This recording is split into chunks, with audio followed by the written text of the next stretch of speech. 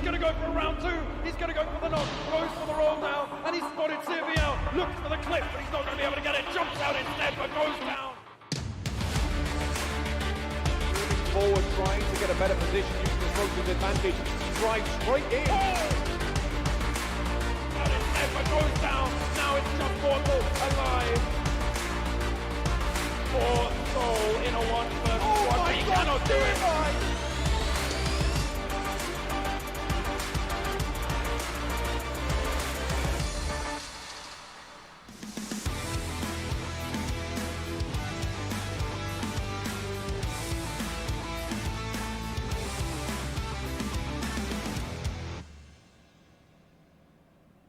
Ladies and gentlemen, boys and girls, pros and noobs, welcome to PUBG Mobile.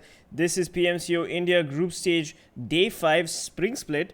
I am PC Peasants Gaming and this is Crips. Hello everybody. For those of you who are confused, we are not the two beautiful gentlemen on the screen right now. On screen we have Ketan and Krat who are doing the Hindi leg of this tournament and we are doing the English cast. This is the PMCO Spring Split Indian group stages and so far this tournament has shown us some amazing stuff and needless to say it's going to continue to do so today and in the days to come. Absolutely. We've got Group A and Group C playing today, and let me tell you something. Group A and Group C are some of the most interesting groups. They will be playing, they will be fighting for the the standings, and this is their last match for the group stages. For Group A, I believe. Yes. So their last 4 matches for qualifying to the semis. So if you are from Group A and you are a team thinking of making it to the semis, today is the day to perform. Yep. Let's see which of the teams have done well throughout the tournament so far. It's obviously Mayhem, Orange Rock, and Fnatic, some of the teams who have done the best of performances. Fnatic haven't won a single chicken dinner yet, which is surprising, but doesn't matter because the other teams also are in the mix. Team Aztec surprisingly has 2 chicken dinner wins, yet they are not anywhere close to the top. Doesn't really matter. All that matters is you need to get in the top 24 in order to qualify for the semis. Yeah, we've got Team Insane, of course, moving up in the ladder, and Umamba. We did not see Umamba perform too well in the matches that happened yesterday, but they have managed to secure some amount of kills and some amount of points, so they're slowly climbing upwards. Team Genocide and AIMGAMING, they started off really well, and Genocide did win a chicken dinner, but even then, they aren't as up on the ladder as they expected to be. AIMGAMING was on the top 5, and now they are 18. Doesn't really matter because they are still in the mix with teams like Marcos -40. Even they've had some amazing performances, but they're not anywhere close to the top. But at least they're not at the risk of getting eliminated. Team FULLPWR, though, they have just secured a decent amount of points yesterday and barely scraped through to make it into the top 24. Same goes for Rip Squad. Yes, absolutely. And we've got Team Megastars relegated to position 25. Of course, they are playing today, so hopefully they can maybe make it to the top 24 positions. Team Ecstasy also not the greatest performance. 7 Seas Esports, again a team that we're quite worried about. And ORB Elites and SuperGirls have unfortunately been at the bottom of the ladder all this while, and I don't see them improving anytime soon. There is the chance that ORB Elites might make it through if they decide to show up. I mean, we did see this team in PUBG Mobile All-Stars, and they did fairly well over there. Not great, but not that bad either. Definitely not as bad as their performance in this tournament. Yes. But anyway, we've got a couple of good teams showing up today. We've got Mayhem, who performed extremely well yesterday, but that last map with the anti-cheat snafu, they were not able to join Vikendi. Not that they need the points. Yeah, definitely. They don't need the points. In fact, it's nice of them to not join the last map so that they can give the other teams a chance. And even after that, they are still in the lead. Speaking of the teams which wants to take the lead away from them, it's Fnatic, who are surprisingly in the same league as Element Esports, or rather should I say Element is in the same league as Fnatic, because nobody would have expected Element to have the same number of kills, or at least somewhat similar number of kills as Fnatic. 47 and 46 of both these teams respectively. It's rather odd to see that Element Esports do similar amount of damage as the team which was expected to be literally the winners of all the tournaments that happen in this country. They are some of the strongest teams in the country, but Element going head to head against Fnatic, nah, I don't think I would have expected that. Definitely no. Yeah, I mean, Element Esports clearly showed that, at least from a mechanical standpoint, they're almost as gifted as Fnatic, and that's a pretty good takeaway for Team Element Esports. I mean, Fnatic is, of course, the the team that everybody's rooting for, everybody has high hopes for, but I'm quite happy to see another team, performing the way Fnatic is performing. So good for them. Yeah, definitely good for them. Fnatic boasts of some of the strongest aimers in the country. If Elements can pick up the same number of kills as them, that definitely sends a loud and strong message. But yeah, we did see a couple of snuffles yesterday. Team Mayhem obviously not making it because of anti-cheat issues, but that does not mean that they were cheating or anything. It's just an honest mistake, a technical difficulty, which does happen quite often, more often than you imagine it does. Sure. Other than that, we have Team SuperGirls, whose drama has been blowing up a bit. I mean, apparently one of their in-game leaders, or I'm not sure if she was even an in-game leader or if just a substitute player, she left the team last minute, and that's why people have been dissing her a bit. But she left because of some family issues, which I think take precedence over the tournament. Either way, we'll talk about that later, as we have the win criteria for the teams, the point distribution table. Rohin? Yep. I mean, it hasn't changed for the group stages. It is first place with 20 points, second place with 14 points, third place with 10 points, and so on and so forth. And we've got 1 point per kill, which means that teams that play placement properly, get their zone prediction perfectly, and hopefully have cover in those last crucial circles, they are definitely going to be at a huge advantage. And if you've got a couple of kills under your belt, nothing like it. Definitely. Well, to get those couple of kills under your belt, you're going to have to go through 4 grueling stages, 4 maps today. The classic Erangel, starting off first, and then we have the Bloodbath Central Sanhok. Up next, then Miramar, and last but not the least, my personal favorite, Vikendi. Absolutely, Vikendi, your personal favorite. But hey, we're going to be starting the match very soon, and here we go. We've got the squad roster on the screen right now. This is Group A. We've got Orange Rock, Marcos Gaming, JSLX, AIMGAMING. Orange Rock, an amazing team, by the way, performing consistently well. And at second place, right below Mayhem. And then we've got TeamELVES, got a lot of kills, but unfortunately not managing to convert that into something worthwhile. And then we've got Group C, Mayhem, of course, the kings of the group stages so far, coming in first place in the standings. Icky Mafia, a team that has managed to give Fnatic a run for their money, but Icky Mafia needs to definitely catch up, as they're right above Godlike in the standings. VSG Crawlers, another team that has shown that they can win, or at least come in a top 3 situation, which is great for them. And finally, Element Esports going head to head with Fnatic, mechanically gifted, right below Fnatic in 4th place in the standings. Yep. We also have Team Ecstasy, who did do somewhat well yesterday. At least they were able to win the fights that they took. But when it comes to third partying, that's when they started to struggle.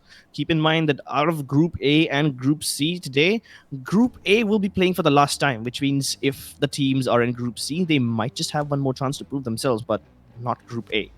Yes, absolutely. So the pressure is on for Group A to perform, to make sure that they actually, like, especially Orange Rock, of course, doesn't really have to worry because they're definitely making it to the semi-finals. But all the other teams in Group A definitely have to perform so that they stay in the top 24 positions by the end of the group stages. Yep. And I realize that we do put a lot of pressure on the top teams to get that first place. Even if you do end up getting the first place, you don't win too much. All you need to do is just do well enough to scrape into the top 24, and that should be enough. But why aim for the top 24 when you can aim for the absolute tippy top of the mountain? And on the tippy top of the mountain are the kill leaders. We have two players from Team Mayhem, Shadow and Cloak, with 24 and 20 kills respectively. Daljit, one of the strongest players of Team Orange Rock, also in the mix at second place.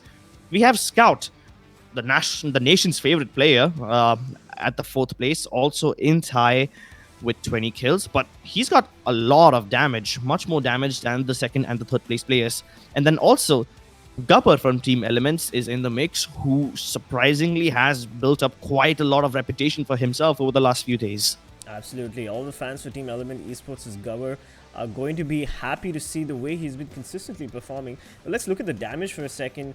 Scout OP until yesterday was topping the leaderboards with the highest damage, but Shadow quickly has managed to overtake him, not by much, but beating him with 4 kills. So we've got a lot of mechanically gifted players playing the group stages, and it's going to be interesting to see how they change up their strategies as the games progress, because none of these teams are going to want to showcase all their strategies right in the group stages, especially the top tier teams. They're going to want to keep a couple of secrets up their sleeves for the later part of the PMCO spring split.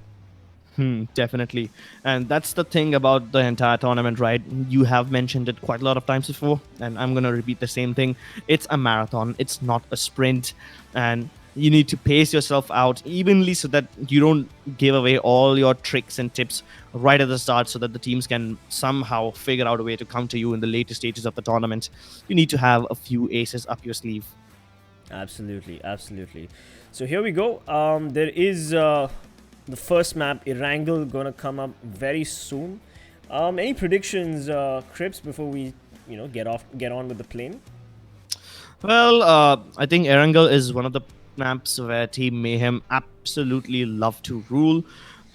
Umumba does not have a good time in Erangel, but doesn't really matter. I'm not sure they're playing today. I don't think so. Other than that, we have a few teams who did really well on Erangel yesterday. Teams like VSG Crawlers, they gave Mayhem a good run for their money, but they were not able to finish it off. So that's a bit unfortunate for them. Other than that, let's see. We have Team Megastars, who surprisingly do well on Sanhok, but not really on Erangel. But let's see if they can manage to come back today on this map and prove that they are good. Orange Rock, obviously, they do well on pretty much every map. So I'm assuming they will be in the top 3 today as well. Sure. JSLX, though, that's one team who has shown us some good rotations over the past few days. And I think Erangel is one of the places where JSL will shine. So the teams that I'm sort of looking forward to are obviously Mayhem, and they are a team that have consistently proved themselves. But let's not look at the top 3 teams right now. We've got Element Esports, of course, in the standings at 4th place. VSG Crawlers in 5th. These 2 teams are definitely playing today, so let's keep an eye on how they perform. We also have Icky Mafia and Godlike, I believe. No, Icky Mafia playing today, as well as Team CELTZ. These are 2 teams that are also going to be on my radar. Hopefully, they'll show us what they're made of as they try to climb the ladder. I mean, they are already in the top 10 standings, but let us see if they can actually move further than their positions and maybe compete with each other. Yep. One of the teams that I'm really looking forward to is SuperGirls. They did show us a good amount of game understanding. They showed that they know how the rotations work. Unfortunately, when it comes to fighting, they haven't been able to match up against the teams, but at least their fundamentals of the game are down right and they are set in stone. So I hope if they just stick to the fundamentals, they can at least get decent amount of points, at least not be at the absolute bottom of the battle, and get to like at least in top 24 maybe. It's always good to have female representation in the later stages of the tournament, in the semi-finals and everything as well.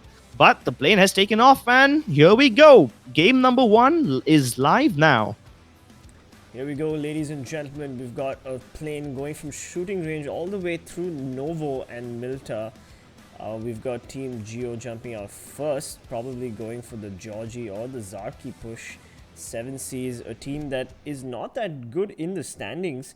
7C Esports is unfortunately in 29th place, so they are going to want to win a couple of games if they want to make it to the 24th position.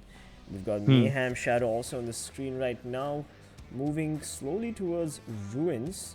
And ORB Elites, a team that I know you've put a lot of money on, but they are in the 31st position. They do not, they do have 12 kills, so props to them. But they're going, it is a long journey from the 31st position to the 24th position in the standings. Yeah, unfortunately it is. It's a bit too long. And if the circle screws them over, it's going to be a long journey into the circle as well. Team Go and Zarki safe and sound. AIM is spreading across North and South George Pole, so it's a very risky approach.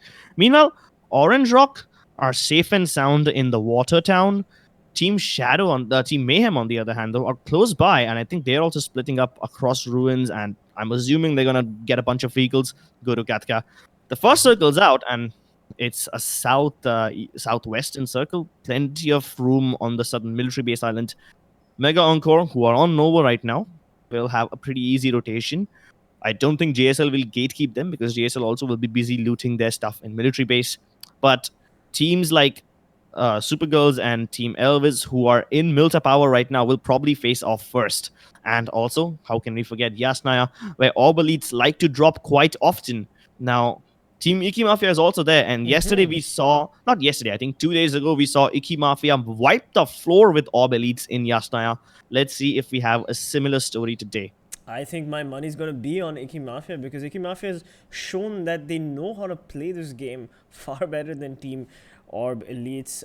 We did see Zeref himself get aggroed in Sanhok yesterday by Team, was it Genocide if I'm not mistaken? Or no, it was Revenge Esports. Yes, and the way they managed to convert that combat situation into their advantage, from a disadvantage to an advantage.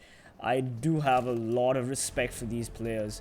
Team ORB Elites, they really need to step up their game and show that they have what it takes to remain in this group stages. So far, they have not performed as well as they maybe expected to, but it is one of the last days for these teams, for this team specifically, so they definitely need to put in the effort and play the circle. The circle is, of course, quite far away from Yasnaya, so ORB Elites needs to maybe worry about the rotations, Crips? Yes, they need to worry about rotations, and Yasnaya poses a bigger problem. The fact that Yasnaya doesn't have a lot of cars available, it's going to be tricky to fight and get into the circle at the same time. I think Yasnaya is the most difficult place to find cars in because it's such a huge city. You can get shot from literally anywhere, and the cars available are only on the extreme left and extreme right of Yasnaya. That's really sad. Right. Team CELTZ, though, is in Milta, and as soon as they walk out of Milta and go into farm where the circle is, I think Team Elements is going to have a good time because they can then get kills on BSG crawlers as well. Sure. Yeah, we've got the circle on the screen right now, and as you can see, like, there is going to be a lot of rotation battles from the east to the western side of Erangel. We've got so many teams. We've got 1, 2, 3, 4, 5, 6 teams on the east. JSL, of course, not needing to worry, as you said, as they're in Millie and they just need to chill there. They've got all the loot for military base. Megastars, another team, fan favorite right here in Novo, hopefully going to get the loot that they require to rotate silently.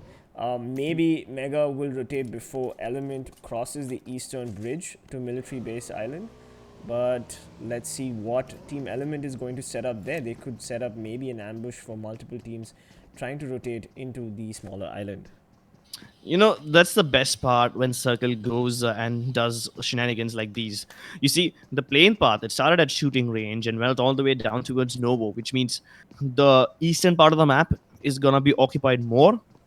But then the circle shifts heavily towards the west and screws over a lot of teams because you land in the eastern part, circle goes west, and a lot of teams are going to have to rotate, which isn't really something that happens often. And if you look at it, barely 5 teams are already in the circle out of 16. So I'm assuming a lot of teams will hit the floor in the very first few circles itself during the rotation phases.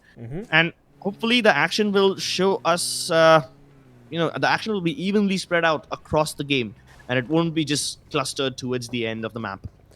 Yeah, that's my hope too. As we look at the screen, and we've got Orange Rock on the screen here right now. We've got the Prodigal Sons, also not with the greatest loot, but looking to rotate as well into the circle. It is also going to be a long rotation for Mayhem. They were all the way in Severny, so we do have to worry about how these top teams played out. But yeah, I mean, a lot of the players, oh, here we go. We've got TeamELVES bringing down VSG Crawlers. Prince not connecting any of those shots. But here we go. The rotation battles have finally begun. So everybody get your popcorn and get ready, as we're going to see some nice action on the screen right now. A couple of moments ago, we saw Orange Rock. They were already in the plain fields of Gatka. So I think the reason why they did not have a good amount of loot is because they're only looting smaller compounds. But surprisingly, TeamELVES is also jumping into their cars right now. They don't need to. They can stay and farm, and they can just stay there, get a lot of kills, because a lot of teams will be coming towards them. But it seems like they just want to go for the hunt, and maybe they've spotted one of the players of CELTZ. Yes, they have. They've already started firing towards him. Rock's in a lot of danger, getting shot from multiple angles. They do get off. Frost decides to get out of the vehicle, start firing at him, but he's gotten away once again. The other members of CELTZ, though, are pretty close by, and Element want to engage in a road war with them. Yes, absolutely. Team CELTZ is a team that is right now, if we look at the standings, I believe CELTZ is in the 10th position in the overall standings. So CELTZ is clearly a team that can fight Element Esports, and it would be an interesting battle to watch. But let's not forget that Element Esports is quite high in the standings, right below Fnatic, head-to-head with Fnatic. So I wouldn't mess with Element Esports, since they're right now on fire. Element Esports have been doing quite well, and if they manage to take control of the compounds early on, it could create a bigger problem for all the other teams. Although I'm still a little partial towards the fact that they should have just held where they are. Either way, if they think it's gonna work out for them, then all well and nice. Unreal bumping into the tree a bit, and that's why you shouldn't drink your energy drinks while driving. Haha, that was a drink and drive joke. Don't do that. Oh, and we've got CELTZ getting a knock on Team ORB's Tsunami off the kill feed there. Here we go, Team CELTZ finishing off Tsunami Atanki, not letting not letting ORB Elites take this escape route. What am I saying? My words fail me. Back to you. I mean, the CELTZ took a really safe approach while rotating as well. They were down towards the south edges of the main island. They were just rotating along the beaches, trying to avoid the action out of the sight of all the teams. And even though CELTZ were getting fired upon by TeamELVES, surprisingly, they managed to turn things around and find a player of ORB Elites. Here comes the next circle. Now, this is interesting. Most of the teams who took places in Gatka and Quarry and Primorsk, they're now going to have to come into the zone. And the zone comprises of only Pochinki, Gatka, and a little bit of farm. Obviously, a big chunk of the island of military base is still available, but there's barely anyone over there. JSL, they're going for the bridge camp, but I don't think they'll be spotting anyone anytime soon. Yeah, it's going to be an interesting circle for sure, because all these teams who are on the main island already have a distinct advantage. All they have to do is hold their ground and keep their compounds safe, and that's about it. But the teams on the military islands will have to worry about rotating to the main island if the circle doesn't favor them. And this is PUBG Mobile. You never know when the circle is going to be the MVP of the game. I mean, it already is the MVP. It bamboozled pretty much every team right at the start.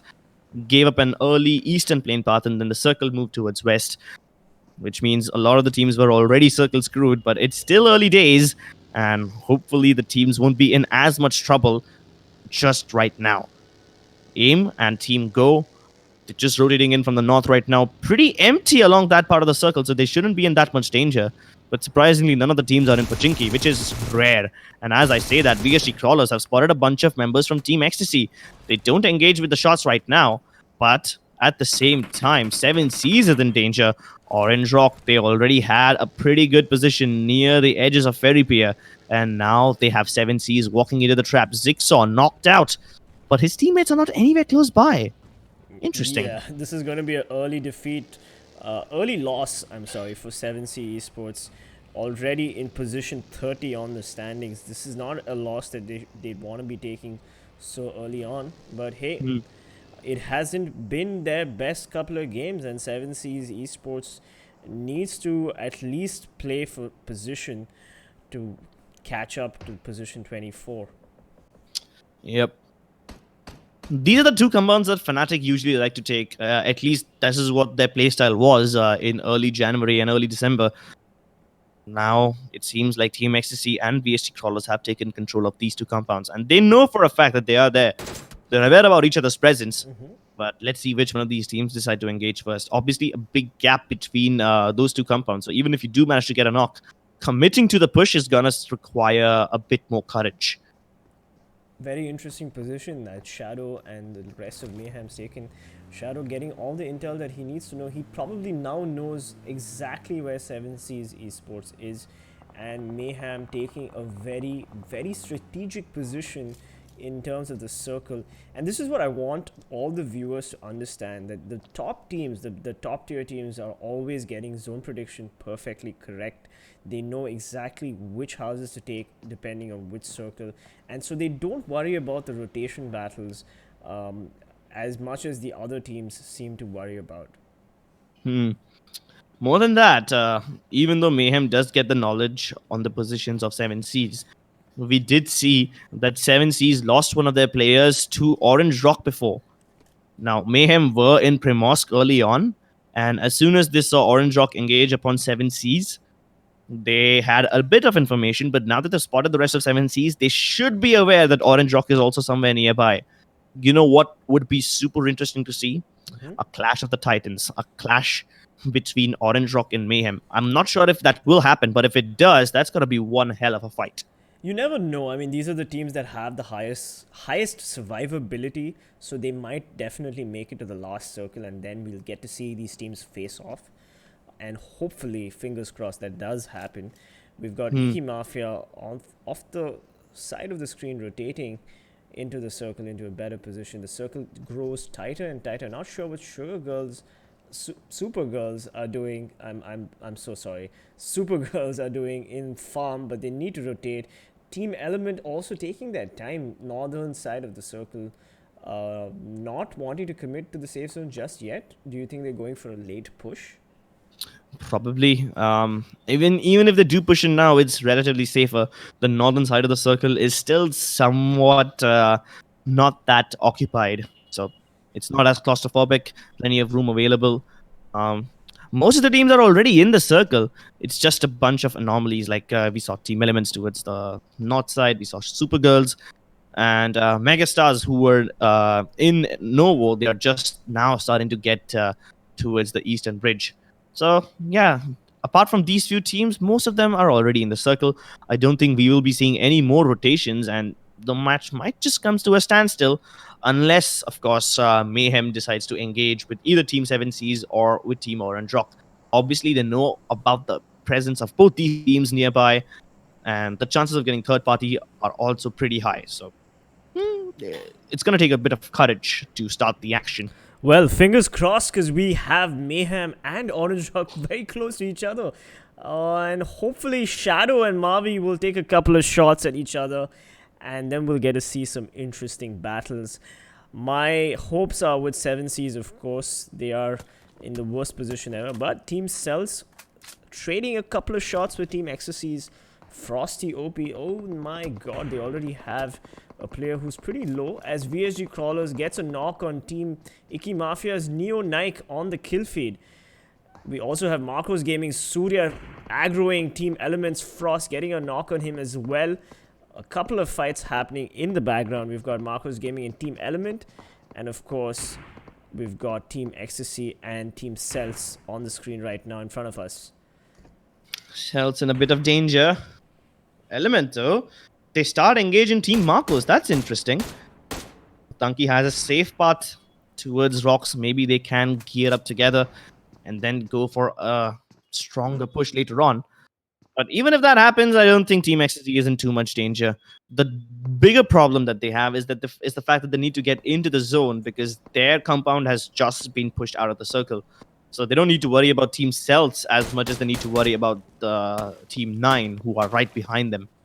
Absolutely. Frost OP getting a couple of shots in, but not connecting. In the meantime, we've got Team 9, which I believe is VSG Crawlers, right between Team Ecstasy and CELTZ. Zeus trying to get an angle on Marcos Gaming. He fires a couple of volleys at Max Ash, but doesn't manage to do any damage here. Ipman's in a bit of danger though. He's very close to Team Marcos, and the rest of Team AIM is not anywhere close by. They can't back him up. So Ipman just needs to gather information and hopefully stay out of trouble.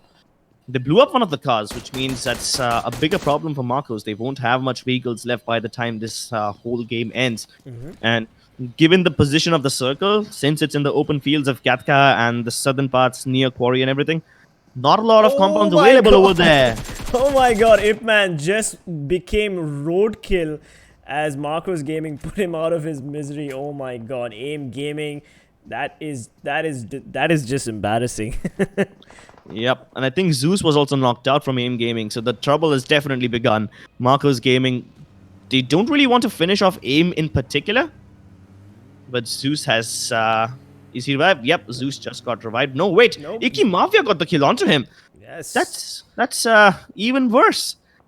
AIM Gaming had one of the best compounds in the circle, but now they're in trouble. And so are SuperGirls. Keep in mind, SuperGirls were going for a late rotation. SuperGirls, not SugarGirls. We've been getting that name wrong a lot. SuperGirls also in a lot of trouble here. And we've got Orange, Rocks, Mavi finally aggroing Team Elvis, my bad. And meanwhile, we've got Icky Mafia taking multiple fights on multiple fronts. Not just AIM Gaming.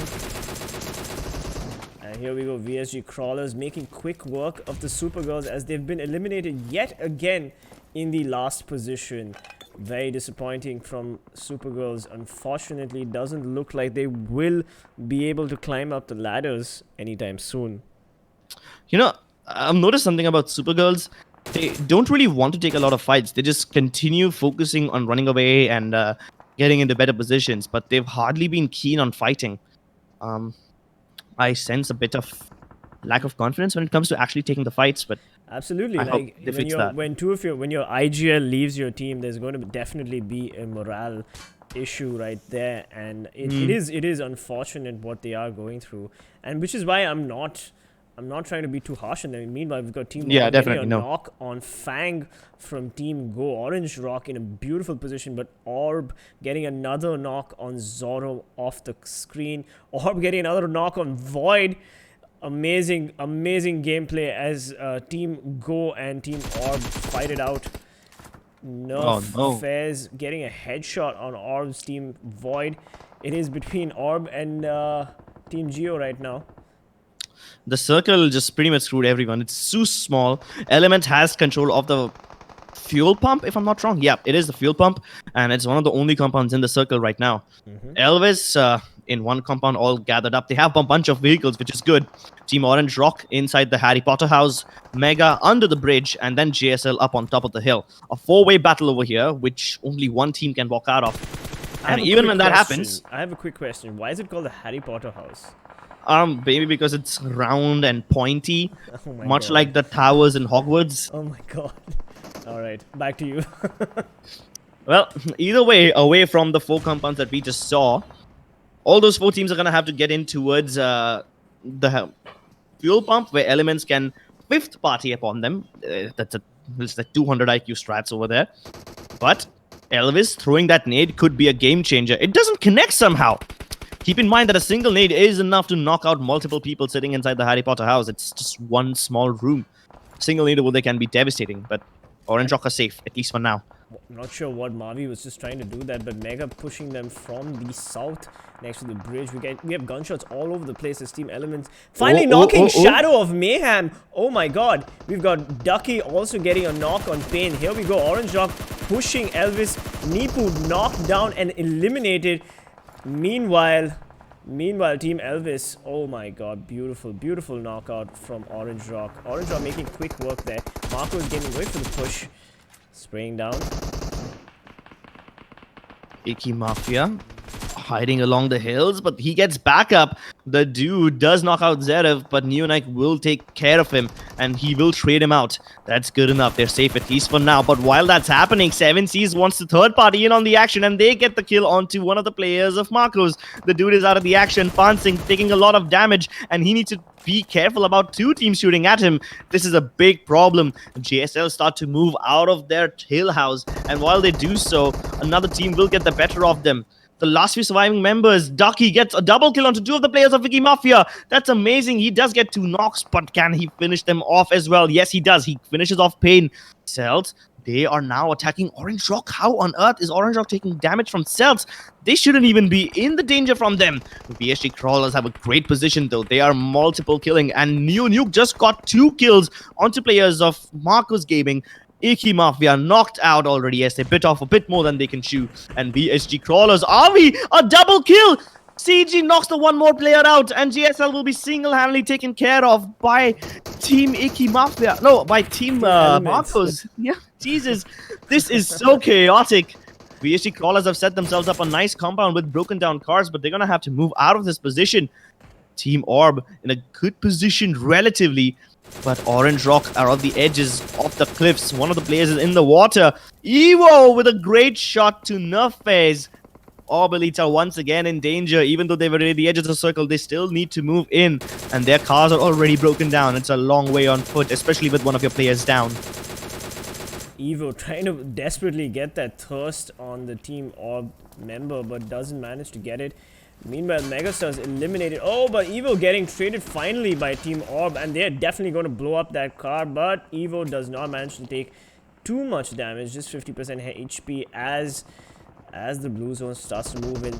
Meanwhile, Rock's getting a knock on Daljit. Orange Rock, this is not looking good for them as Team CELTZ Red is pushing up. He's got the higher ground if he can get the elimination. But no, Mavi from the water like an amphibian manages to get Red. And Mavi getting the cover, getting cover for his teammates as MJ needs to decide what he wants to do here. Anto going for the quick loot for health and ammo. Orange Rock was in such a dicey situation, but Mavi came to save them in the nick of time. Oh, it's difficult to climb that slope. It's a bit too steep. Somehow, Anto does manage to get on top, and Mavi and Daljit are still making their way up. But they have no cover whatsoever. Elements can absolutely eliminate them right now. Elements somehow still haven't taken part in a lot of fights, and they're holding their time. They're just hoping that they keep multiple people alive so that when the push comes to shove, they can have some firepower going on for them. Meanwhile, the next circle's about to pop. Team Go, they lose at the north end of the circle. But still, somehow, ORB Elites managed to make it into the circle. All right, we've got an interesting viewpoint here. We've got Orange Rock and TeamELVES, of course, in a great position. CELTZ finally with their one player knocked out. Marco's game, he's going to want to go play the position game because they've got one player left. Meanwhile, Team AIM takes a couple of shots at VSG Crawler. They managed to get him, but they're not going for the thirst as TeamELVES finally facing off with Orange Rock at the petrol bunk. Let's see what happens here. Daljit, look at the nades fly. Daljit's going to take a little bit of damage from the blue zone, but this gives Element the position, the advantage as they gatekeep Orange Rock in the blue zone. Yeah, but that element of advantage has been taken away from them. The next circle pops and the fuel pump is not in the zone. The teams who have advantage now are ORB Elites and AIMGAMING. This might just be the chance that ORB Elite get. This is the only chance that they have, and they need to take it if they want to get out of that bottom position. They are in 31st place now, and they desperately need to make work of it. Ducky, he gets knocked out by 420 OP from 7Cs. That's not good. VSG Crawlers, they are taking fire from Orange Rock and 7Cs. They desperately need to make it work, but they get shot by multiple teams. Elements and Marcos Gaming continuing to knock out the players of 7Cs. This is a big problem. Yeah, look at that. Look at that. 7Cs sort of sandwiched between Surya's Marcos Gaming. And unfortunately, Prince overextends and gets knocked.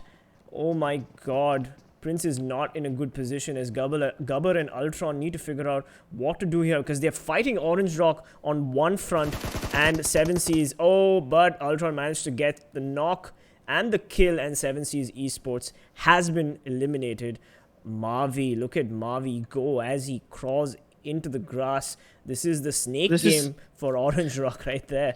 This is great. Mavi is focusing on getting into the circle and securing a safe passage for his team. Meanwhile, they continue to keep Daljit close to the fuel pump so that he can keep a check on TeamELVES. Mavi just needs to secure a passage, and Daljit needs to keep an eye. And Anto also over there close by to help out Daljit in order to fight TeamELVES. This is what happens when you have one player playing for the zone and one player against the other teams, but they have bigger problems. Surya, the lone man standing, he manages to finish off Gubber. Even though he was the last man standing for his team, he continues to dish out some kills and get as many points as he can before he finally goes out. Absolutely. Surya from Marcos Gaming trying to get as many points as he can and harassing teams as much as he can, because right now it is important for Marcos Gaming to win the points game as AIMGAMING gets knocked out finally. Orange Rock getting a couple of knocks here and there. Look at them go as they slowly move into the circle. Daljit finally getting Marcos Gaming, saw him from the corner of his eye, spraying him down. Daljit on fire, knocking Prince also from Element Esports. Orange Rock are here to stay. Oh my god, Mavi gets knocked by Team Orb. Surprisingly, a Team Orb player still in the mix along with Ayush. Two teams remaining. Team Orbs versus Team Orange Rock. Who is going to win this? Crips, I have no idea. ORB Elites had the position advantage as soon as that circle popped. Somehow, I expected Element Gaming to make it into the circle, but but Orange Rock, by splitting up wonderfully, managed to continue taking care of Elements, and they took care of Marcos Gaming also at that time. Mavi won't be rest. He will be bleeding out, and he will die. 2 versus 2. This is as good of a chance ORB have to take a chicken dinner. I don't think they've ever come this close to a victory. And let me remind the viewers, they really need this chicken dinner because they are 31st in the standings right now. Of course, second place is not bad, but Team ORB Elites is going to want to come back, and this is the comeback that they've been probably hoping for, they've been preparing for. So here we go, we've got Orange Rock trying to defend their position, and Team ORB, the underdogs, the bottom of the standings, trying to come back on top. And here we go, ladies and gentlemen. Start betting on your favorite teams. Yep.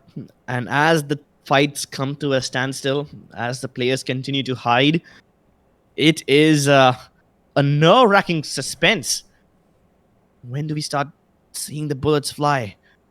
Devil just barely managing to stay half his body outside the blue, half his body in, but he's not taking any damage, which is great. Anto just got a massive upgrade as he looted the airdrop. Level 3 armor and helmet with him, and he manages to get the knock onto Devils. Finishes him off. Great stuff over there. Now Ayush has got to be feeling a bit lonely as he's alone against 2 of the strongest players, Anto and Daljit. Can he survive this? He's been spotted. Now is the time that Ayush needs to get out of this position. Daljit, he's going up close and personal, wants to finish him off, and it's going to be Anto who takes care of him. Once again, it's Orange Rock, the undisputed champions, who walk away with the chicken dinner and 15 kills. Jesus, that's a lot. Yes, absolutely. Orange Rock defending their positions, but kudos to ORB Elites, a team that I think I have been extremely hard on, but Crips has been extremely generous too. ORB Elites finally coming in second place. The comeback is real. And of course, Element Esports performing consistently. Of course, they are 4th in the overall standings, but they are back in the game, consistently playing just the way they have been all this while. matching up head to head with Fnatic. I'm not surprised at all that Element Esports came in third, but kudos again to ORB Elites coming in second. Anto, the obvious MVP of the game with 6 kills and a lot of damage, almost 1,000 damage, 976. That's great. More than that, he has 9 kilometers in distance covered, which means Orange Rock moved around quite a lot. 9 kilometers in a map that's 8x8. That's like moving half across the map. And we did see Orange Rock, instead of going for a standard city drop, they dropped in the middle of nowhere, took smaller compounds, and they drove around, looting all of Katka, looting all of Quarry, and so on and so forth. So Orange Rock were on their feet, or rather should I say, on their tires this entire game. Absolutely. Orange Rock was on fire, and they did give a lot of fight to Team Element. And Element Esports themselves fighting on 2 fronts. Kudos to them, 7 Seas Esports and Orange Rock on the right to worry about. It was definitely a fight that distracted them, that, they did not expect also Marcos Gaming Surya to snipe at Gubber right at the end, which was a great play by Marcos Gaming as well. So a big shout out to that team for performing the way they did, playing the position, going for the kills. But Daljit did spot out Surya right towards the end, and he clinched that elimination on him.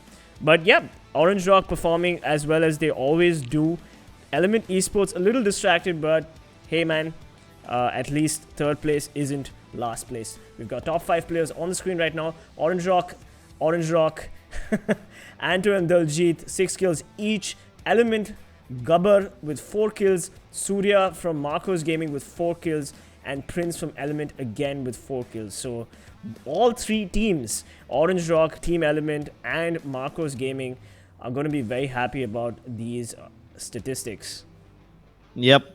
But now that we've spoken about the top 5 players, keep in mind that even though Gubber and Prince had a good amount of kills, the best thing that worked out for Team Elements in this game was the fact that they had the zone to their advantage. If you remember, we had 4 teams. We had Orange Rock, I think it was JSL, and 7 Seas near the bridge.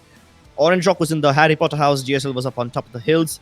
And then after they finished fighting each other, they all had to move in towards the fuel pump, which is the compound that Elements had in control. And that was one of the only compounds that was in the zone. And somehow Orange Rock managed to rotate around the fuel pump instead of going right towards it. And that's how they were able to win that wonderful chicken dinner.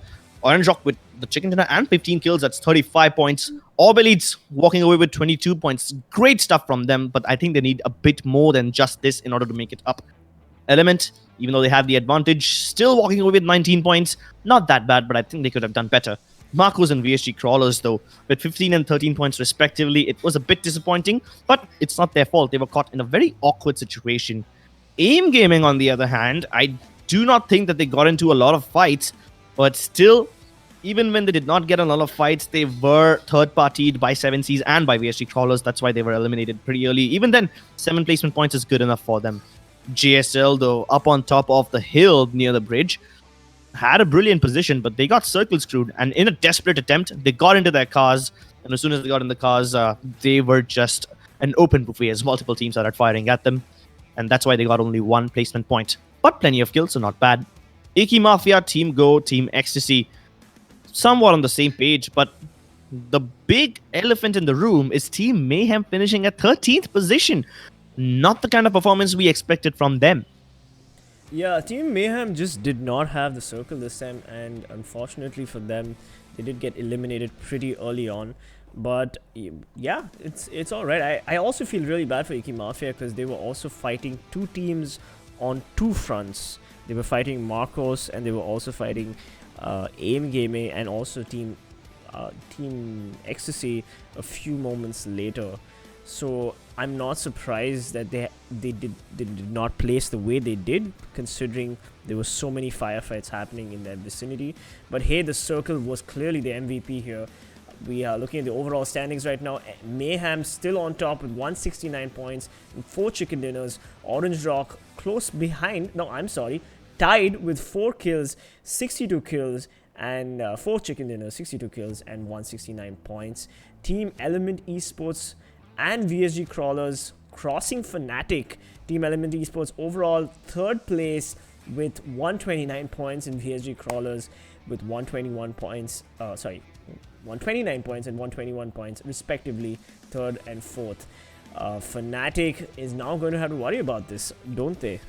Yep, they might have to do not just the regular gameplay tomorrow, but they're going to have to go above and beyond if they want to prove themselves to be the best team in the country.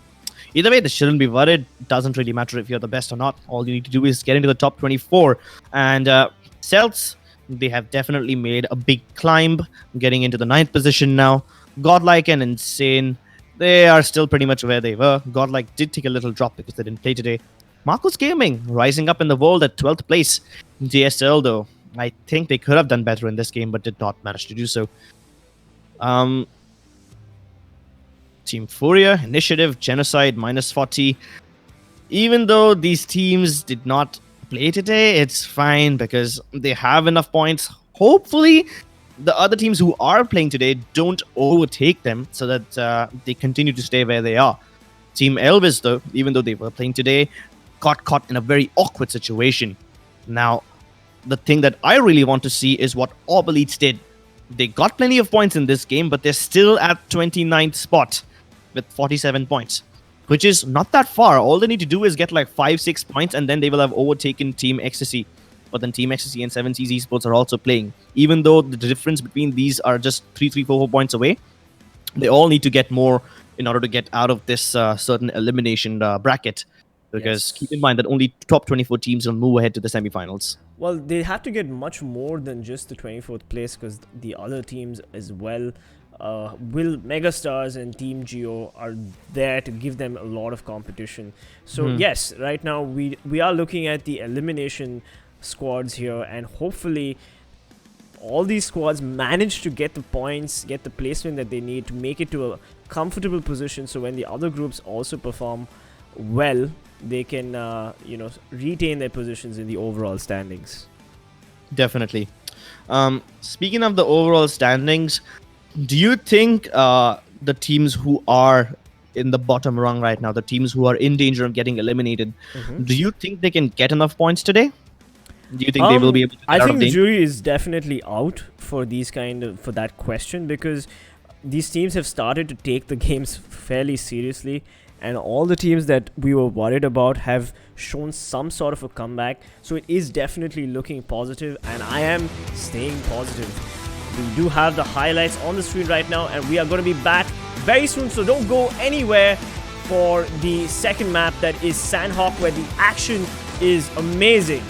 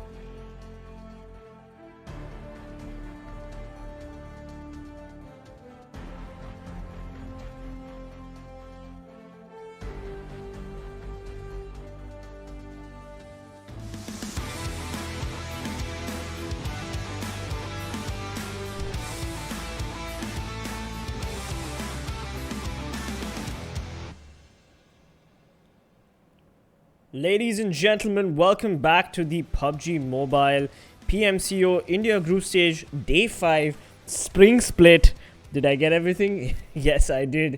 Thank you so much for joining us. This is the English desk. We've got, of course, Ketan and Krat on the screen right now, but we are their disembodied English voices. I am PC Peasants Gaming, and I have Crips on the mic as well. And Crips did not hear me because he's probably still in his break room. But we're going to go ahead with this cast without Crips. Welcome, welcome, welcome. We had a very interesting game where we had a lot of amazing plays. Of course, Orange Rock did come first place, and then we had Team Orb coming in second. And in third place, we had... trying to remember. This is why you need your co-caster to be here. We had Team Esports coming in third place. So while I do wait for my co-caster to join, I just want to ask the stream, how are you guys doing? How are you guys enjoying this amazing PMCO group stages? And who are you voting for? Who's your favorite team? Let's see it in the chat. And if you are enjoying the stream, don't forget to hit that like button and subscribe to the PUBG Mobile Esports channel. You can also follow us on Instagram and Twitter. Thank you so much for the kind words, Rajashi. And of course, let's go to the points table right now. We have Orange Rock, of course, in second place, but Team Element Esports and VSG Crawlers have crossed Fnatic. So Fnatic is right now in the 5th position of the master standings. And we also have ORB Elites having jumped from 31th position to the 29th position, so good for them. But they do have a long way to go. And remember that Group A and Group C are playing today, so a lot of these teams need to secure their positions in a top 24 standing position, because if they don't, they will be eliminated. And they could still get eliminated even after getting to a top 24 position and another group overtakes them. So it is quite a challenging game today for a lot of these teams, as the threat of elimination is pretty real, and these teams definitely have to worry about it. Crips, and Crips is not back. All right. Let's go through some of the teams that are performing and playing today. We've got Mayhem, who got knocked out pretty early on. Megastars, again, a team that did not perform that well. But Icky Mafia, fighting on multiple fronts against AIMGAMING and Marcos Gaming and Team Ecstasy, did manage to get a couple of kills, but that did damage their overall standings. Here we go. We've got Mayhem and Orange Rock on the screen right now. 68 kills to Mayhem and 62 kills to Orange Rock. These are two teams that are performing consistently well and fighting for that first position place. We've got Mayhem, of course, not as much of damage as Orange Rock, because Orange Rock did have a good Erangel map, which they won with higher damage and, of course, higher headshots. Orange Rock proving that they are mechanically gifted, pretty much, maybe more mechanically gifted than Mayhem, but Mayhem has been playing strategies pretty well. They're going for the safe rotations, they're always playing centrally, and they always seem to have the circle. When they don't have the circle, however, is when they choke, and that is exactly what happened to them in the last game. Yeah, but one thing that I would like to point out over here is that Orange Rock also did not have the circle. They were so badly screwed because they were on the cliffs, which is a tough spot to be in the first place. You need to get up there, and if you fall, that's a lot of time taken away, a lot of HP taken away. In spite of that, even though they were being gate kept by Team Elements, instead of going straight towards the fuel pump, they went around it, and then they played beautifully. They had Mavi, who continued to crawl his way into the play zone and secure a safe passage for his team. And at the same time, Anto and Daljit, they were keeping a check on Team Elements so that they don't get surprised by them later on. So you see, they delegated responsibilities, and even though Mayhem are the kind of team who like to play central first, Orange Rock, in spite of not having the zone, in spite of not even being at the edge of circle, managed to split their duties so effectively that it's just beautiful to see how they played it. I mean, I think me talking about them does not do them enough justice. I think I'll probably need to do an yes. entire video about the same too. You do sound a little aroused with the overusage of beautiful, but players, viewers, do not go anywhere. A lot of you seem to be a little impatient. We are jumping into Sanhok in just a few minutes. The players are getting ready. They're all figuring out their visas because Sanhok is a bloody jungle, and we're hopefully going to see some crazy rotations, some awesome close quarter combat at places like Boot Camp and Paradise. This is a map that a lot of teams like Mayhem and Orange Rock perform consistently well in. So it will be nice to see if Mayhem can actually get Sanhok this time, because last time they got eliminated by Team Geo, which was quite a disappointing defeat. I mean, most of their players got eliminated. It was 3 players, and they even assisted Team Geo while with the eliminations by getting a team nade, which was pretty funny. I don't know if you guys missed that, but that happened right about yesterday in the second match. So let's hope that Mayhem can actually perform Sanhok better. Crips? I believe Crips is having some microphone issues, but that's okay because I have a amazing setup, and my soothing voice will carry you through the jungles of Sanhok. Ah, there we go. Crips is back. Welcome back, Crips. I mean, I was always here, but yeah, a bit distracted. I'm a bit sick today, so I need to keep sipping on my meds. PUBG pun. I hope nobody gets it, because it's just as bad even when you do get it. Either way, plane takes off. Mayhem heading towards Sami. Not really the place that we have seen them land in before, but hey, why not? Team 0 Degree. I'm used to calling them 0 Degree, but they're Team Marcos now. Going towards Ruins as always. And just like we've seen Orange Rock do it before, they spread out across the northeastern island. 7 Seas heading towards Camp Alpha. Megastars in Paradise. I'm actually surprised. Nobody has ever challenged them in Paradise before. But the actual center of the map, Team Bootcamp, not Team Bootcamp, the main Bootcamp has multiple teams over there. Elements, CELTZ, and Team AIM in the Bootcamp area, and they're going to be fighting off really, really soon.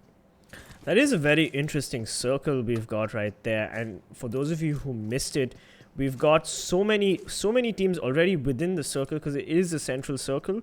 But the circle could go either way. It could go the main island, it could go the Hatin Island, or it could go the Ruins Island. And so Painan is going to be a choke point that a lot of teams like Team ORB right here are going to want to make sure that they take it. And of course, Team ORB has a lot on their minds because, oh no, Devils is already sprayed down with barely enough HP. Team Geo, Zoro goes for the molly, but oh my god, Ayush gets the trade on him. Tsunami trying to get a third person on Fang. He's moving around the corner. He's got his eyes on Fang as Team ORB manages to lick their wounds, and Zoro still knocked. Tsunami going for the push here. He is trying to get a third-person angle on the Team Geo player, Fang. And the sprays are going on. Fang does not manage to... Oh, he does!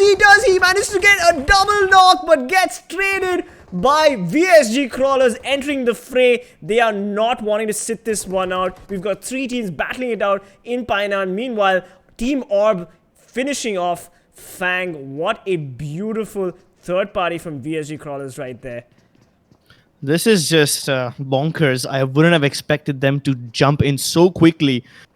This is what happens when you are, on the same page with all your teammates. You have information about the enemies. You have all the idea exactly what you need to do, and you're not even worried about the loop.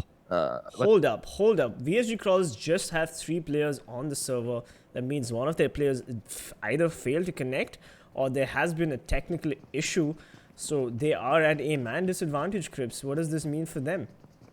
It means their enemies got to be celebrating, obviously. I don't think their enemies know that one of the players is missing. But I would very much like to find out what happened to VSG Crawlers over there. Maybe something similar to what happened to Mayhem yesterday. Maybe one of the players disconnected because of that. But at least the entire team isn't kicked, so hey. No losses done, no foul. Either Absolutely way. agreed. Well, Team Geo with the two-man disadvantage, my bad, having lost heavy losses to Team Orb. Orb is Orb is I think on fire right now, and hopefully we as the casters don't jinx them because Orb really needs this comeback, and they're going to want to play this very tactically because Painan is the focal point for this circle. It is as you said in previous games, Crips. Whoever controls Painan controls the rotation in Sanhok. Well, Painan is one of those places, and the other important place that lets you control all the rotations is the triple compound or the trifecta compound, whatever you need to call it. It's that one compound at the edges of the Ruins Island, which has bridges connecting all the three islands. So that's one area that you need to have control of. Surprisingly, not a lot of teams have gone for that, but I'm assuming Orange Rock, even though they were on the North Island, they will take control of that compound pretty soon. Indeed, they will. We've got Team Geo, Viper, and Void taking the early losses on screen right now. They don't have the best loot either, and they're currently just waiting for that circle to change. Maybe if they're lucky, they will get circle lucky, and they will be able to rotate to a safer spot. Meanwhile, Team Ecstasy not too far away on the southern ridge of Bootcamp, having a dangerous vantage point right over Team Geo.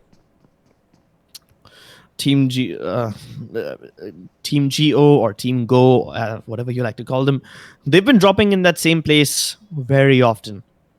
And even though they drop in there, they loot it up, they hardly seem to want to get out of that place.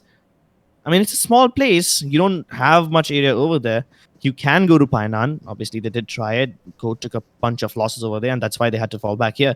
But sometimes, instead of going straight for Painan, they go straight into the settlement that they are in right now. And they don't really like to get out of it often.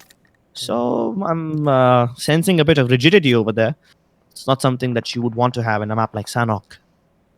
My apologies to my co-caster as I butcher the names of all these teams and he struggles with that. I made SuperGirls, SugarGirls, and Team Go Geo. You can call them whatever you want. I mean, at least Geo is not as bad as SugarGirls. That's just plain wrong. Either way, CELTZ have taken control of the compound I was talking about before.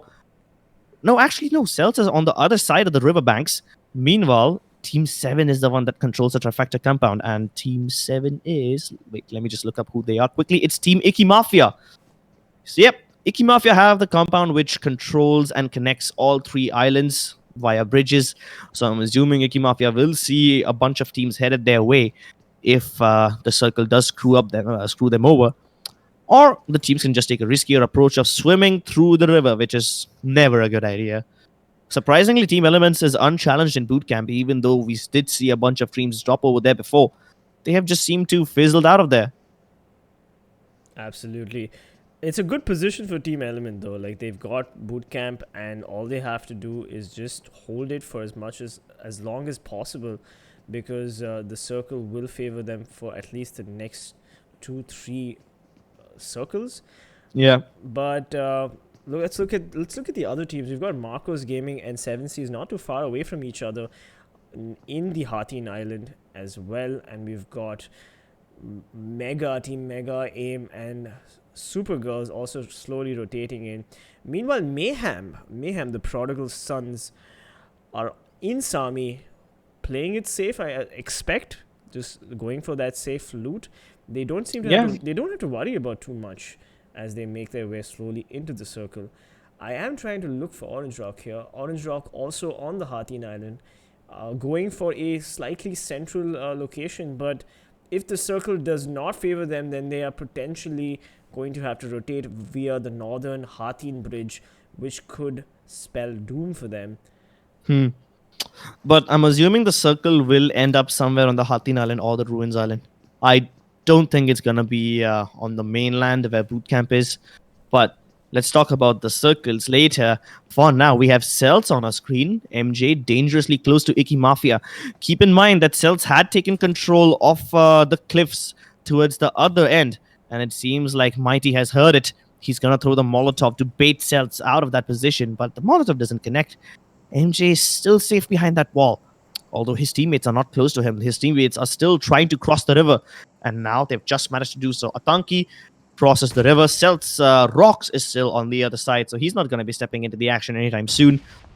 On top of the cliff, he's just going to provide Overwatch. And Atanki initiates first. Gets the kill onto Neonike. He's been knocked out. And he finishes them off as well. Good start. One man already down for Icky Mafia.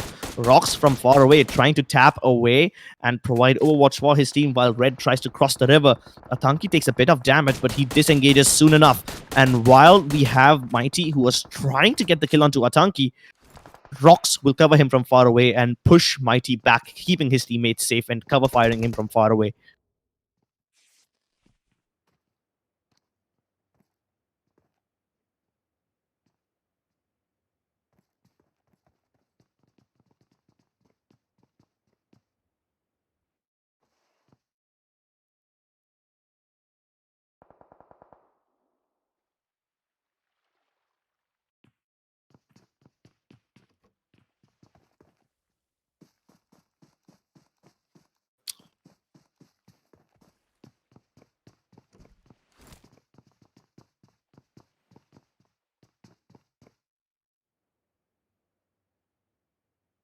Yeah.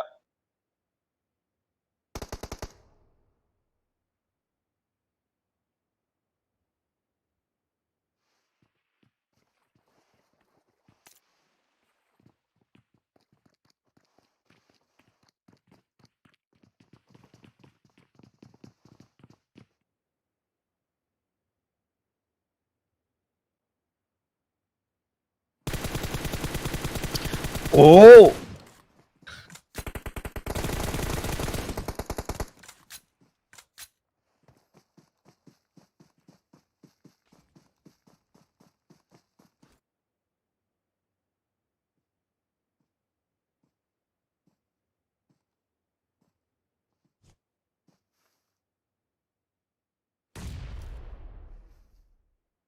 Yeah, but it's great. We haven't seen Supergirls fight a lot. Usually they just try to run away. And that's exactly what Tanisha is doing. She's just trying to get another position onto the players of Team AIM while Amisha continues to hold her position where she was before. Amisha and Riddhi still in the same place. Meanwhile, I think it's Tanisha who's moving away. Yep, it was. This is great. I mean, Supergirls were never the ones who took the fights first. But now that they saw the opportunity, they finish off Ducky. And they're going to be pretty happy with that. But they need a lot more than this. Actually, both Team AIM and Supergirls need plenty of points if they want to survive in the tournament. Supergirls more so. Mayhem, though, finally getting out of Sami, and they're swimming their way up. Yes, and apparently my mic again glitched. So we had a little bit of a technical snafu, but do not worry. My voice is back and it's good. We were just talking about how Supergirls pushed AIM Gaming, got the knock, got the thirst, and oh no, Ipman spots Amisha right from the corner and sprays her down. Ipman is not going to let Amisha and her teammates live this down because they are going to go for the vengeful kills. Supergirls finally seeing some action. Ipman with the nades, trying to get a quick knock on Amisha, but the nade falls too short. Does not do much damage. Riddhi going for the res, but Tanisha nowhere to be seen. Rocky also going for the push. And Zeus from far away also going for the push. Oh my god, Rocky gets the knock on Riddhi. And Ipman sprays down Tanisha, but Tanisha is taking a lot of damage. Zeus right behind Tanisha sprays them down, and that is a GG. Well played for the Supergirls. At least we got to see some amount of combat for them. They're going to be feeling pretty happy that they at least got one kill, putting AIM Gaming at a one-man disadvantage. Yeah, but AIM Gaming, at one point, they were the ones who were getting surrounded, and then they just turned the tables around. AIM Gaming sent Zeus all the way to the other side. We even saw Rocky flank them from the left. No, not the left, the right-hand side. And that's how they were able to kill Supergirls, by surrounding them. It's kind of unfair that the airdrop is smack in the center of boot camp. Bootcamp already has a lot of impressive loot, and if you add the airdrop on top of it, Elements is gonna be super strong at this point. Absolutely. Team Element does not have to worry about rotating just yet. Of course, they will have to eventually if the circle does not favor them, and we will know that in a few seconds as the blue zone closes in on the safe zone. Up. Yep, they're still come safe. on. They're still safe. Team Element don't have to worry too much, but they might want to maybe take Trifecta, but they will probably play as gatekeepers for Mega as Mega pushes in across Bootcamp. Ultron has them in the circle of his scope, but he's not taking any shots at them. Yeah. You know what the funny thing is? The circle just keeps getting more and more suspenseful. All 3 islands are in the circle, and you never know where the round will go. And this is where the game becomes really interesting, because some teams will rotate preemptively, assuming that they have a good read. They might just either end up getting the best position in the game, or they might just end up getting the absolute worst position. So this is where a lot of teams will probably want to play it safe and stay near the edges of the coast, or at least have control of some bridges or some places where they can rotate from. And in a circle like this, the value of the trifecta compound becomes so much more important. Absolutely. The rotations that these teams will have to do through these choke points, as you said, are going to be decisive in these smaller circles. And there you have Mayhem, who did get knocked, and Navjot is dead. So Mayhem actually lost one of their team members to TeamELVES, I believe, and TeamELVES is quite nearby, south of JSL in ruins. Let's look at what these teams do here as 7C's setting up shop. In fact, 7C's has the best position, in my opinion, with only Marcos Gaming and Orange Rock to worry about. Orange Rock also pretty safe in that compound, centrally located, and definitely going to go for the last circles where they just pick off players from a 360 degrees angle. Mayhem, meanwhile, are crossing the water. Let's see how this works out for them. Surprisingly, Team Icky Mafia and CELTZ, who were engaging in the fight for Trifecta, are still there. The fight has come to a complete standstill. They both coexist peacefully in that same compound. But there is no peace between Elements and Mega. Mega were rotating in towards the water, and Elements have spotted them, so they take shots at them. Meanwhile, GSL are also continuing to push dangerously close to Mayhem. Absolutely. We have GSL also doing a little bit of damage to Team Mayhem. And Team Element, of course, Frost with the beautiful aim right there. Not that beautiful anymore. I mean, that's a very long range. Come on, man. Like, yeah, that is a long range, Frost. I believe in you. I'm sure you can get a knock. But he did manage to get a knock on another player of Mega. So, Encore and Vexy need to figure out how to stay alive since they're out in the open. I wonder what Team Esports' rotation plan is when the circle does eventually change. Yeah, that's going to be difficult. They're going to have to either fight their way through Trifecta or swim. I'm pretty sure that Bootcamp will no longer be in the next circle. I mean, the circle never pops over water, and the highest area of land is still on the northern island. But let's forget about the circle for now, as the fight between Elves, GSL, and VSG comes to a dangerous area. And I was right! The circle does move towards the northern island. That's interesting. And we see Mayhem also approaching Orange Rock dangerously close with Team Esports, keeping their eyes on Mega, but they could always turn their attention to Mayhem, who is slowly making their way to Orange Rock. GSL picking a fight right now outside the circle against Team Elvis in ruins. Oh, but Robin God gets sprayed on by a very sneaky Nipu with a suppressor and a barrel. Anto getting a knock on Shadow as Orange Rock and Mayhem are finally facing off against each other. John getting a knock on Shadow as well. And GSL also raging out. We've got two teams, 4 teams fighting it out. We've got GSL and Elvis at ruins, and Orange Rock and Mayhem fighting it out for the circle in the Hatin Island. JSL lost 2 of their players, but finally CELTZ and VSG Crawlers are back into the fight. Red accidentally naded himself. That's not a mistake CELTZ can afford to make in a circle like this. JSL still managed to somehow keep Surya safe, at least for now, as Glaive, he's fighting the TeamELVES members who have to somehow race against the play zone and battle Team JSL on the way in, and it's a big problem for them. Nipu hits the ground. There's no way he's gonna be revived. Avi and Matt getting dangerously close, and Glaive will get both of them. Fiaz also steps in, and they will single-handedly get TeamELVES out of the picture, and now JSL can continue moving in. But the problem for them isn't over yet. They have to fight VSG on the way in, and CG from Team VSG, that's a bit of a confusing name.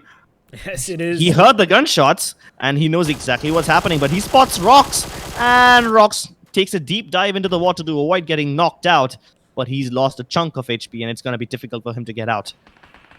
Meanwhile, we've got Mayhem also fighting it against Orange Rock. They did manage to trade No. each other, but oh my god, Sanhok with the teammates. What is happening with PMCO Spring Split? Team Ecstasy trying to get some quick kills on Icky Mafia. Frosty's choking. Can he get the kill on Mighty? He sees Pain. He knocks him down. He gets a double knock, but gets traded. Oh my god, Icky Mafia eliminated by Team Ecstasy. Team Ecstasy, the gatekeepers of Trifecta. Meanwhile, AIM pushing on Team ORB. Unfortunately, Venom gets the knock on Devil. Unfortunately for Devil, he's not going to want to be happy about that, as Team ORB dangerously close to getting eliminated. AIM Gaming now approaching Trifecta compound, having to push through CELTZ. Atanki gets knocked out. Venom, he continues his rampage, and he doesn't just want to knock him out, he also wants to go to the other side. Rox from far away tries to cover him, but he's gonna fail. Atanki finally will be killed, and CELTZ, the last remaining player, Rox, who was in the water, will also fall. They are eliminated. While that's happening, Team Ecstasy, who accidentally naded themselves, start getting shot from Team AIM, who surprisingly have managed to make it into the circle well enough. Elements in the water swimming their way in. VSG Crawlers and Mayhem at the edges of the circle, as the circle literally screws everyone. It moves north towards the mountains, and it's going to be difficult. The nade is perfect, and Copper plays basketball with Kobe's head, finishes him off. Amazing spray down by Gubber, and Gubber is still putting pressure on Viper in the water as Team AIM Gaming try to push in. VSG Crawlers finally found JSL as they knock a few players, and Glaive needs to rotate.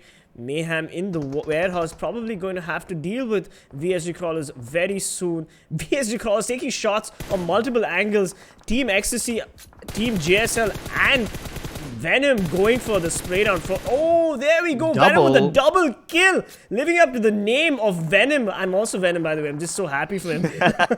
There we go. Team Ecstasy, one player alive. Venom, the last man standing, pushing forward. But he's going to have to worry about Mayhem, who is on their far left. Cloak, he spots on Cloak. He gets the knock on Cloak. While Cloak oh my god, Venom on fire. Knocking out two teams, VSG Crawlers and Mayhem. Amazing play by the Team Ecstasy player. Venom on fire. This is way too much to handle. How is he single-handedly doing all this? Team Elements now facing off against Team Mega. They do manage to get the knock onto one of the players, but it's not enough. 7Cs also step into the fray, and Venom continuing to hide in the corners. Final boss up on top of the hills will finally find one. And Venom, even before he gets knocked out, he does manage to take one more player down with him. AIM Gaming out. It's down to the last 5 teams. One player for Team Elements alive and one more knocked. Team 7Cs Esports, the team that desperately needs points, surprisingly has all 4 players alive. That's great. They desperately need to win this one. They need the points, but none of them are in the zone, even though they have the high ground advantage and the line of sight onto Team Marcos. Marcos are splitting up. The dude in danger. Meanwhile, Pansing has gotten off to a really, not really safe, but relatively safe position close to the rocks. Well, Marcos Gaming is obviously playing for position here and nothing else. They are currently in the 19th position, and obviously they just want the position points. But if they can get a couple of kills like Pansing and the dude, of course, the dude is a technically oh, speaking of the dude, Viru just knocks the dude, and Mega meanwhile taking on Element Esports, and Mega destroying Element Esports. What a beautiful elimination. And speaking of Marcos Gaming eliminated as well. We've got 3 teams on the map right now. We've got 7Seas Esports, Orange Rock, and Megastars. All three teams, pretty decent loot, pretty decent position. Of course, Orange Rock having the best position and the best cover. It'll be interesting to see how 7Seas pushes forward as Mavi gets an angle on them but doesn't spray down. Yeah, but 7Seas might just be edged out. They don't have the positions in the circle just yet, but they're punching their way in. Zigsaw manages to get a knock onto Encore. Meanwhile, Final Boss from up on top of the cliff continues to rain fire. Absolutely. I don't think he's going to be able to get down, but it doesn't matter as long as he manages to down the players of the opponent teams. Yeah. Mega, they've taken a lot of losses. It's down to Swag and one more. Another player knocked. So even though the circle does manage to somehow land again in the favor of 7Seas, they don't have a lot of players left. Orange Rock, all 4 players alive, haven't shown us what they're made of yet. They haven't been engaging in a lot of fights. Now they keep getting naded. How do they get out now? Smokes are going to be so relevant in this last circle. I think Final Boss has the best position for his teammates because he can really give them covering fire as 7Seas Esports is kind of sandwiched right now. There we go! Final Boss getting the knock on Encore of Mega. Look at Final Boss go as he goes for the heal off. Is he going to make it or is he going to just have to drop down as he sprays down Mega? Look at him go! Final Boss making sure that he can do as much damage. Does he have Daljit in his crosshairs? He's not spraying them down. At least try. But Final Boss, what a beautiful sacrifice for his teammates as he falls to the safe zone. We've got 3 players of Orange Rock still in the game. Viru gets unfortunately, 420 gets unfortunately knocked by Daljit. Orange Rock slowly snaking in as Sanhok is the map of snakes. The nades are flying in. Mavi trying to get some information but dies to 420 OP of 7Seas. This is it, ladies and gentlemen. Viru going for the knock on Mega. What a beautiful spray down. Daljit or Anto also putting pressure on Viru, knocking him down as well. Look at Orange Rock go as they... What a beautiful nade. But can Vexy actually make a difference here? He gets John out in the open. Vexy goes for the spray, but Anto manages to eliminate Megastars as Vexy. It is a 2v1 situation here with 3 players for Orange Rock, 1 player knocked, of course. 420 going for the spray down, equalizing. It is a 2v2. 7C Esports with the highest points. Oh, but Vito goes for the knock on Anto. What is 7C's doing? And they win! They eliminate Orange Rock. Amazing gameplay from the underdogs. 7C's Esports, beautiful with 10 kills. Orange Rock coming in second and Megastars coming in third. Orange Rock, they have managed to make it to the top 2 of both the games so far, winning the chicken dinner in the previous match. But guess what? Both the other teams who have been fighting Orange Rock in the final few circles were teams who desperately needed points. In Erangel, it was Team ORB Elites, and now it was 7Seas. Both of them are in the bottom 24, which means they desperately need points to get ahead of this mausoleum of death, where the bottom 8 teams will be knocked out later on. But Orange Rock are going to be pretty happy. They got the top 2 in this one, chicken dinner in the previous one. They might just overtake Mayhem because Mayhem has been performing a bit bad today. So both the teams in this map and in the previous one, yeah, they will be happy. But I think 7Seas need a lot more points than just this. The chicken dinner definitely does help. But absolutely. Can they still make it?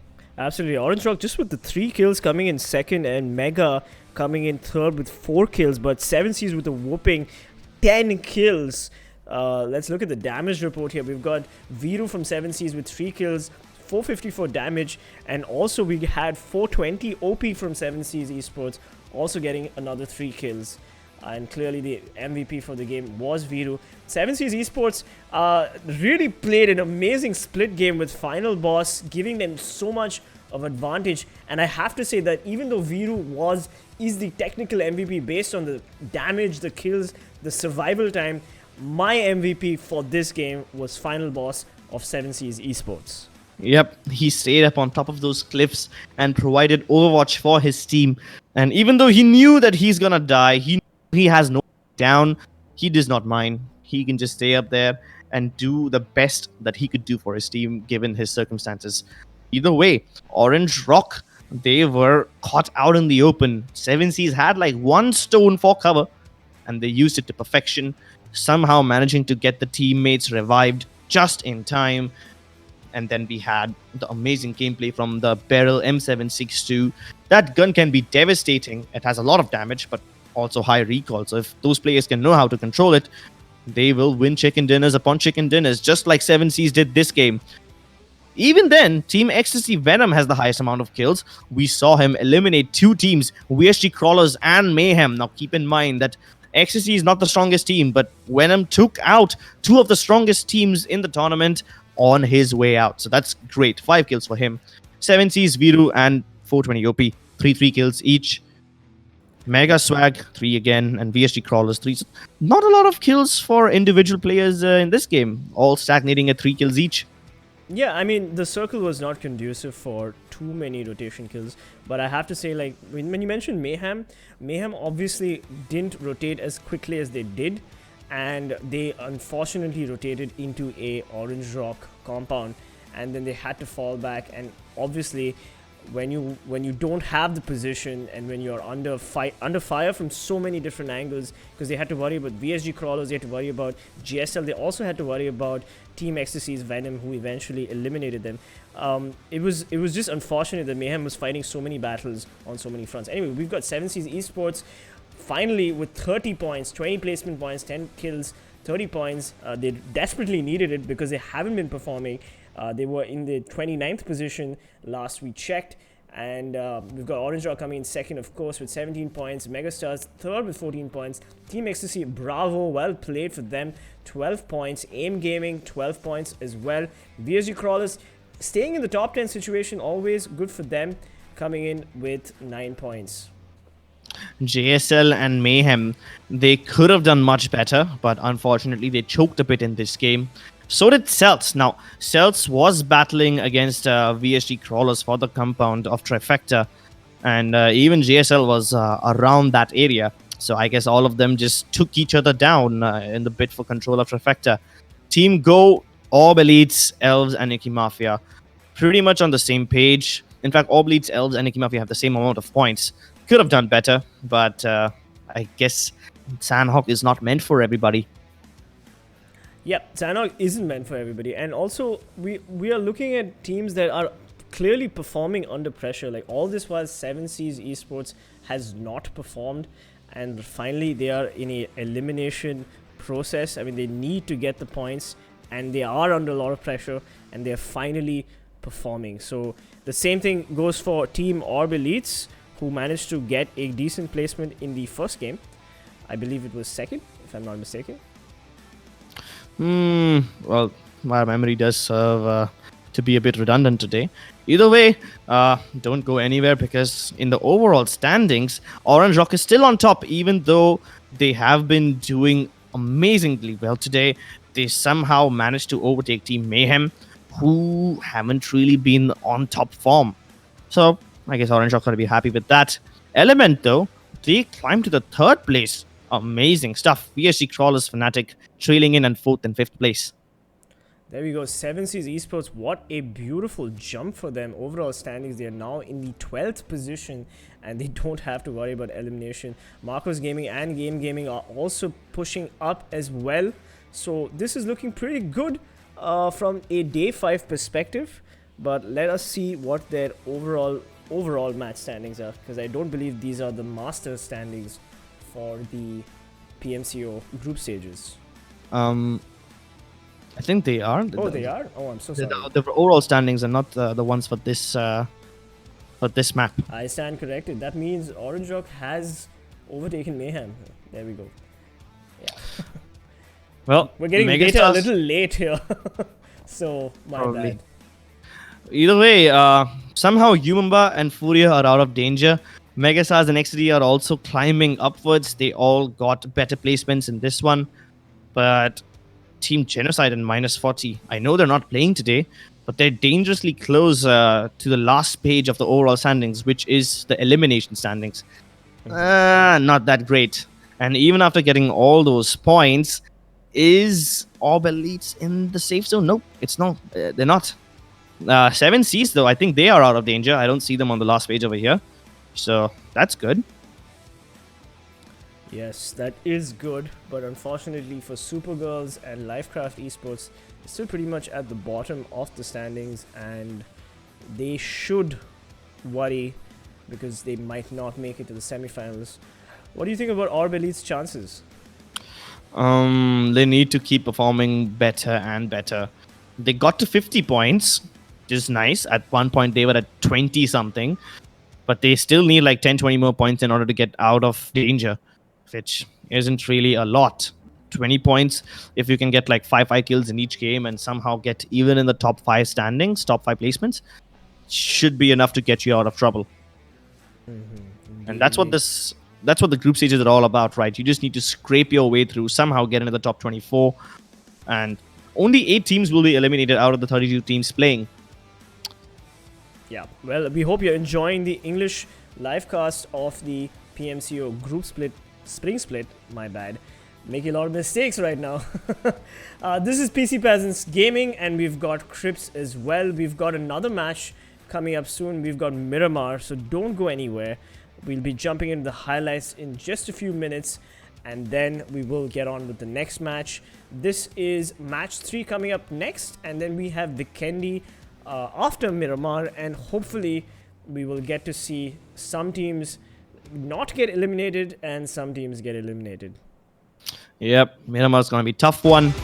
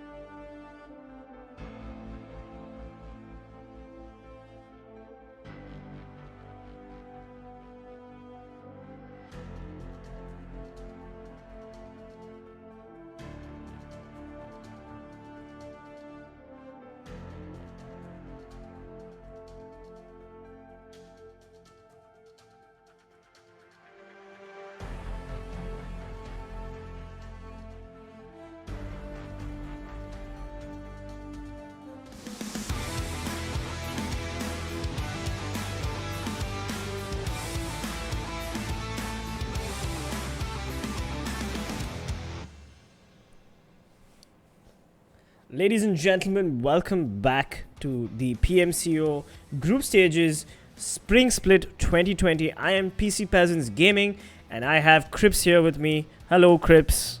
Hello, I'm doing well today, and I hope you are too. I hope you guys are also enjoying the English cast. But keep in mind, the two gentlemen on screen are not us.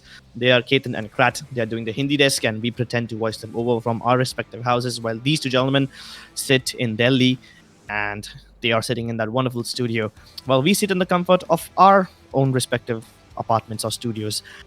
Either way, this is the day 5. We have teams of Group A and teams of Group C playing today.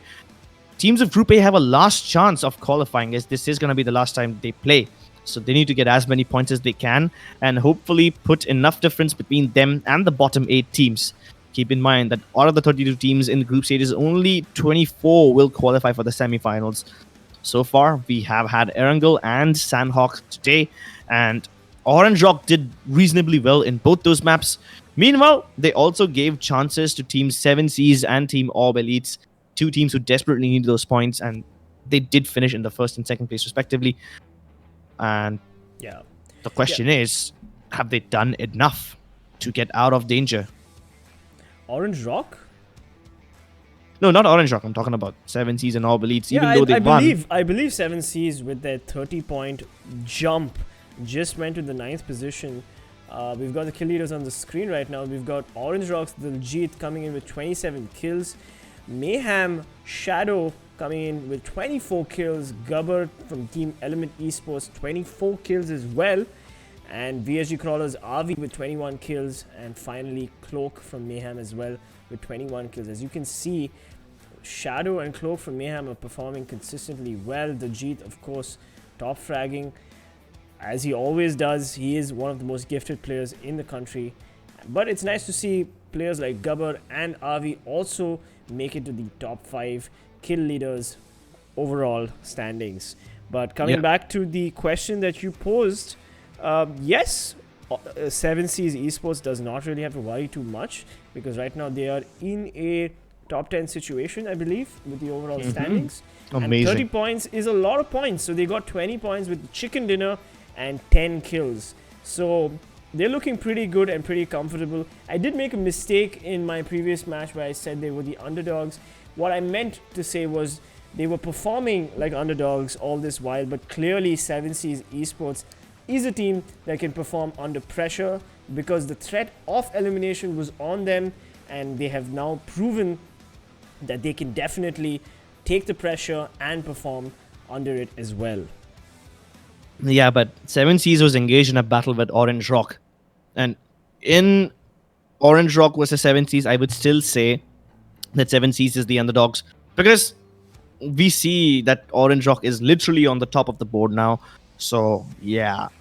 Even then, they have been doing well. Even though they had a rough start of the tournament, they somehow managed to bounce back, and now they're somewhat stable and safe. So I think they should be pretty happy with this. Absolutely. Taking on Orange Rock in a 1v1 situation was always going to be tough, but 7C's Esports definitely came out on top. And a big shout out to final boss of the 7C's Esports team with his amazing vantage point on the canyon as he sprayed down the Megastars team. I mean, seriously, like, he bought so much of time for his team. He had so much of opportunity to buy his team the safe zone, and all Orange Rock had to do was push them out in the open, and 7C's Esports bested them. They couldn't have done it without him, actually. And if you look at the overall standings now, Orange Rock have taken Team Mayhem. Even though Mayhem have 4 chicken dinners, they haven't been having the best of time today. And Orange Rock took that opportunity to zoom ahead of them on the tippy top of the board. Elements and VSG Crawlers are also trailing behind them. Meanwhile, Fnatic, a team that did not get to play today, is falling down and down. But I'm pretty sure that they'll bounce back tomorrow when they do get to play. Aztecs, on the other hand, is still going strong on 6th place. Yeah, we've got Marcos Gaming, AIMGAMING, and 7C's Esports moving up as well. I stand corrected. 7C's Esports is right now in the 12th position, followed closely by JSL, Godlike, tied for 13th and 14th position. I mean, tied for the same points, 78 points. And then Team Insane and Revenge Esports. Remember that 7Cs, Team Insane, and Revenge all have chicken dinners. And also, we are looking at the 17th to 24th position.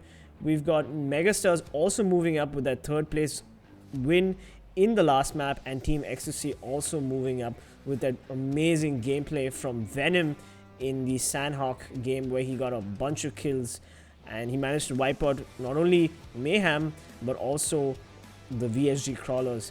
And finally, at the bottom of the pit, Team Insane, of course, Team Geo going up on top. They did have quite a bit of success in Sanhok, a few kills here and there, but it's not looking good for Intense, Rip Squad, and Full Power as they move down on the leaderboards. Surprisingly, ORB Elites is not out of danger yet, even after they got second place in Erangel. That's a bit of a concern, as they desperately need to step up their performance. And pretty much every team over here needs to step up their performance. Lifecraft and SuperGirls, they are in too much danger. And even the SuperGirls have had a chance to get a couple of kills in Sanhok. They still went out at the last place, which is not ideal. Absolutely. I mean, SuperGirls are having a rough couple of group stages because I believe their IGL left their team, and they also lost another team member, so they are going through a lot of issues, but they still managed to aggro AIMGAMING. They got one kill under their belt, but they did not, unfortunately, manage to convert that one kill advantage into a squad wipe. AIMGAMING still bested them, and they are a mechanically gifted team, so unfortunately for SuperGirls, they got eliminated again pretty early in the game. And now we have the aeroplane, of course, flying over Los Leones. This is going to be an interesting flight path, as all these teams need to figure out how to go to the northern edges of the map, like San Martin, Hacienda, El Azar, and El Pozo. Yep, the plane path is ridiculously down south, and you know what's going to be interesting? If the circle pops north, then all these teams are circle screwed. And that's going to be really interesting, because it happened in Erangel. We saw the plane was towards east and the circle towards west. It just betrays them. So let's see if something like that happens again. Either way, given the plane path, a lot of teams will occupy the southern compounds. We have Team ORB and Team Go fighting for control of Puerto Periso. I hope I get the pronunciation right. Even if I don't, it doesn't really matter. All that matters is the action. Surprisingly, only Mayhem dropping into Los Leones, not anyone else over there to challenge them. Orange Rock and Icky Mafia, along with Team Marcos, fighting for control of Impala. Everyone else, like Elements, AIM, Orange Rock, and VSG Crawlers, they are still continuing to go north. And the circle once again does screw them. It's towards the west and northern side.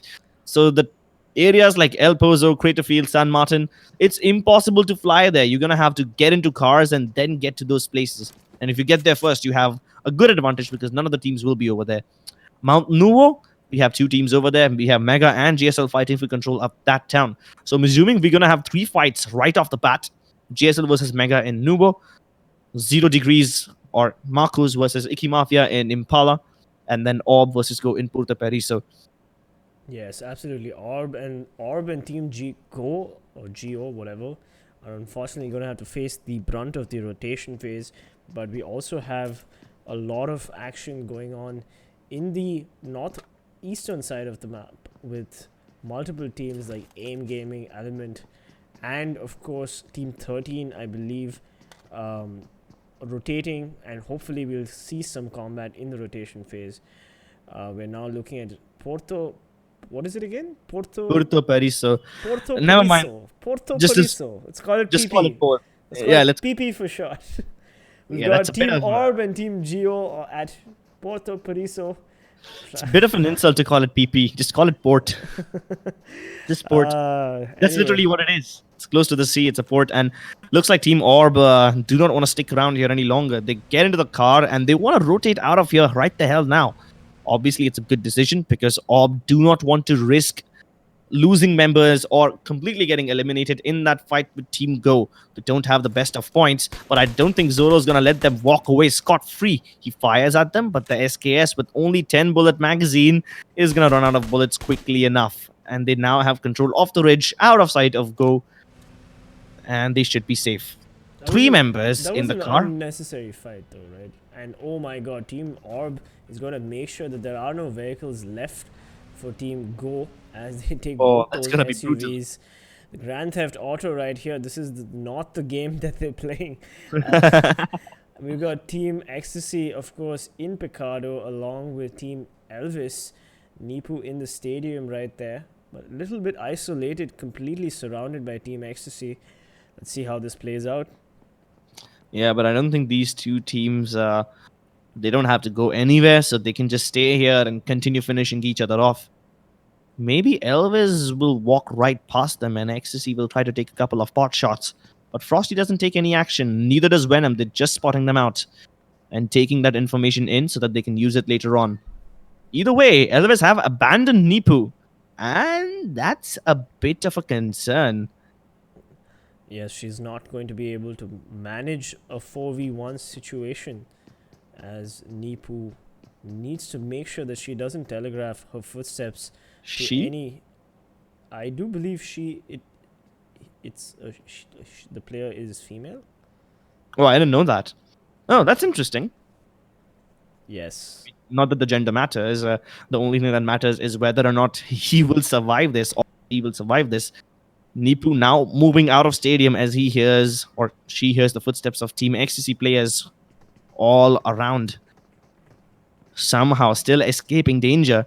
Matt, we did see him in the background, but he's in a car and he's nowhere close to rescuing Nipu. But there's a bike available, so maybe he can make an escape. Oh, that's great. What a Cinderella escape.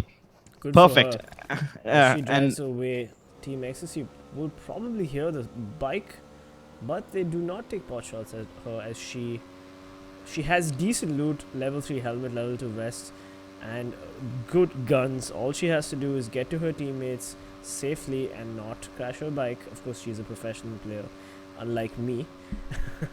She's not going to fall off. Don't depreciate yourself like that. I'm not a professional player, just to remind the audience. By the way, But if you you're guys a pretty good player. if you You're guys not that bad. I'm pretty bad. I'm platinum. Okay, I'm platinum 2. But yeah, we've got some interesting games ahead of us. This is match 3, of course.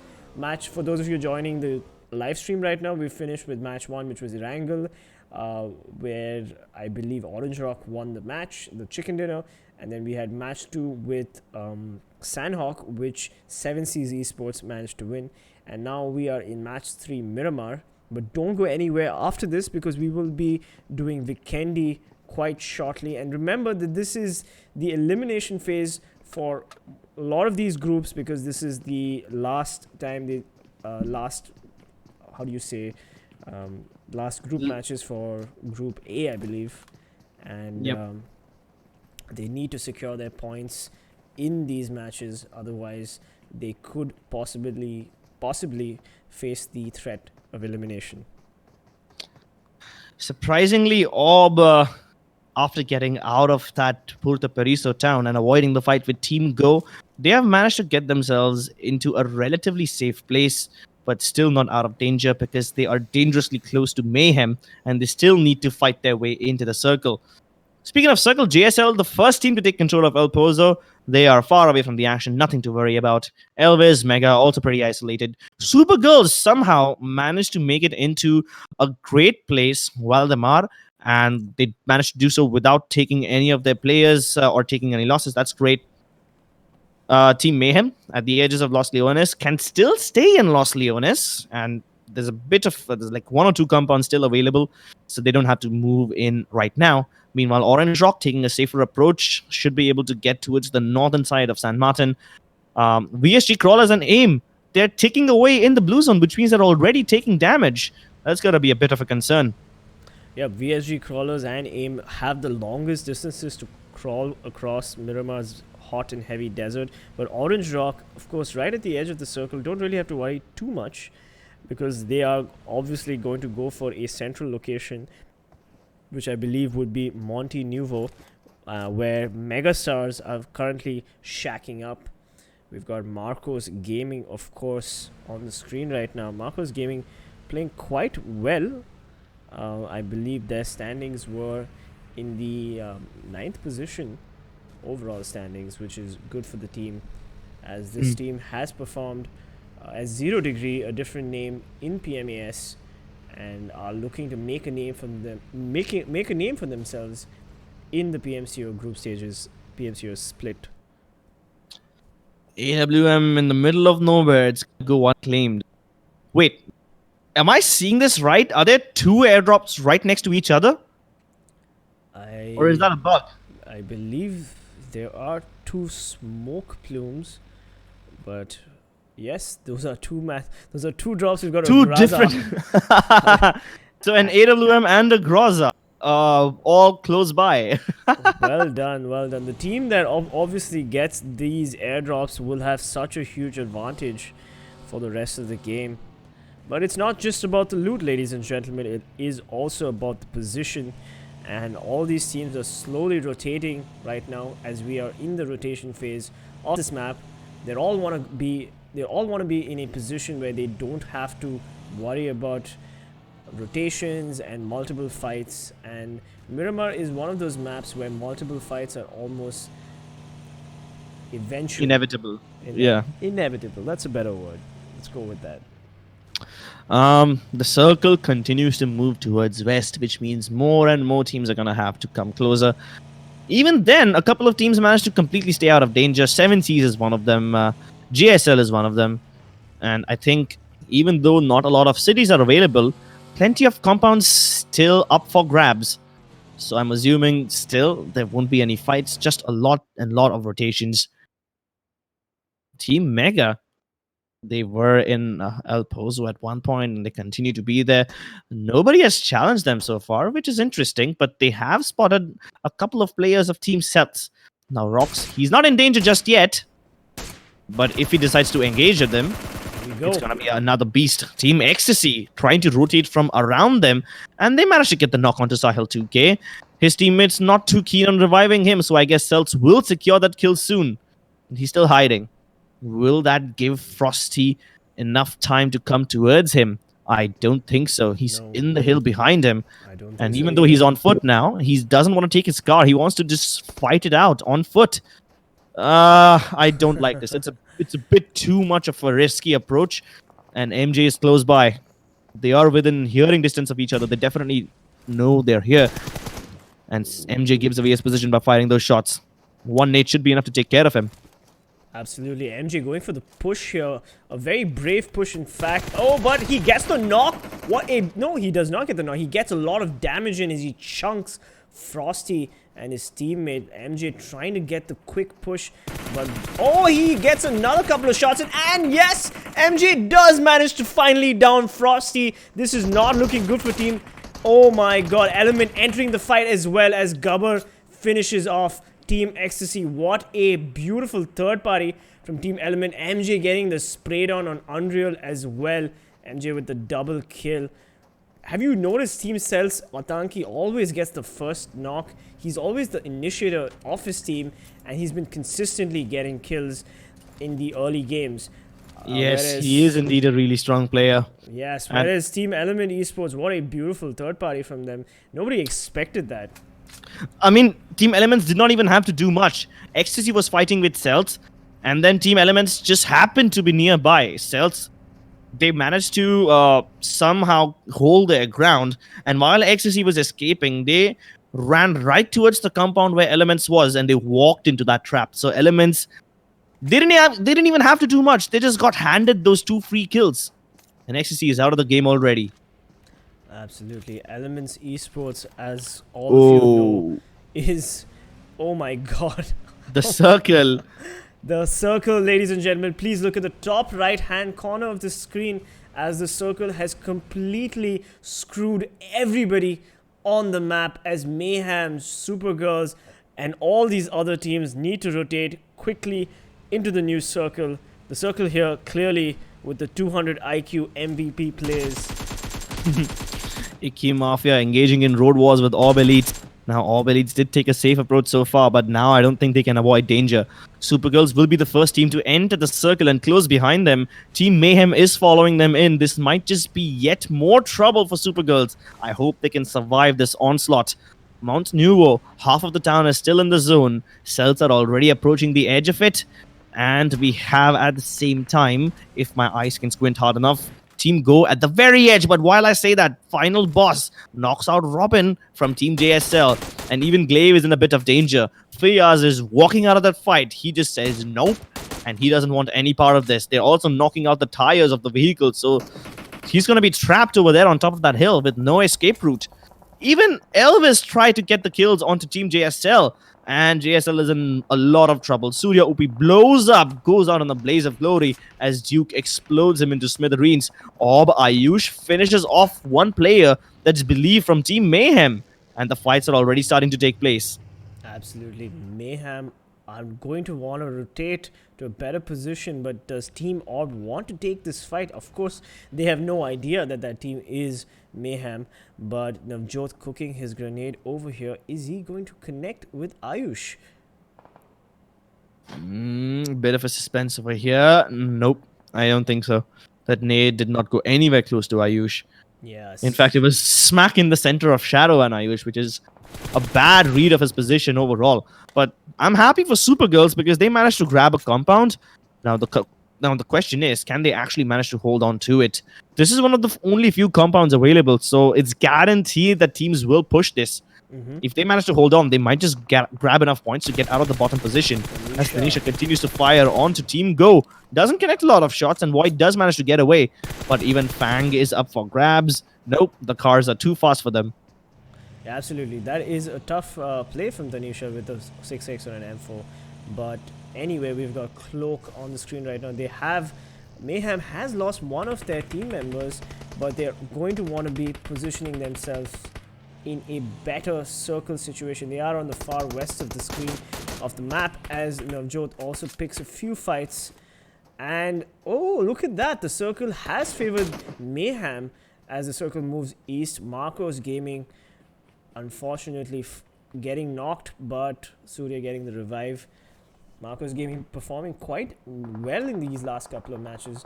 The team from Hyderabad has been consistently playing the long game where they try to position themselves, at least try to place in a top 5, top 10 situation. Oh, but that chunks max cash quite a bit. Team CELTZ is also a team that I wouldn't mess with.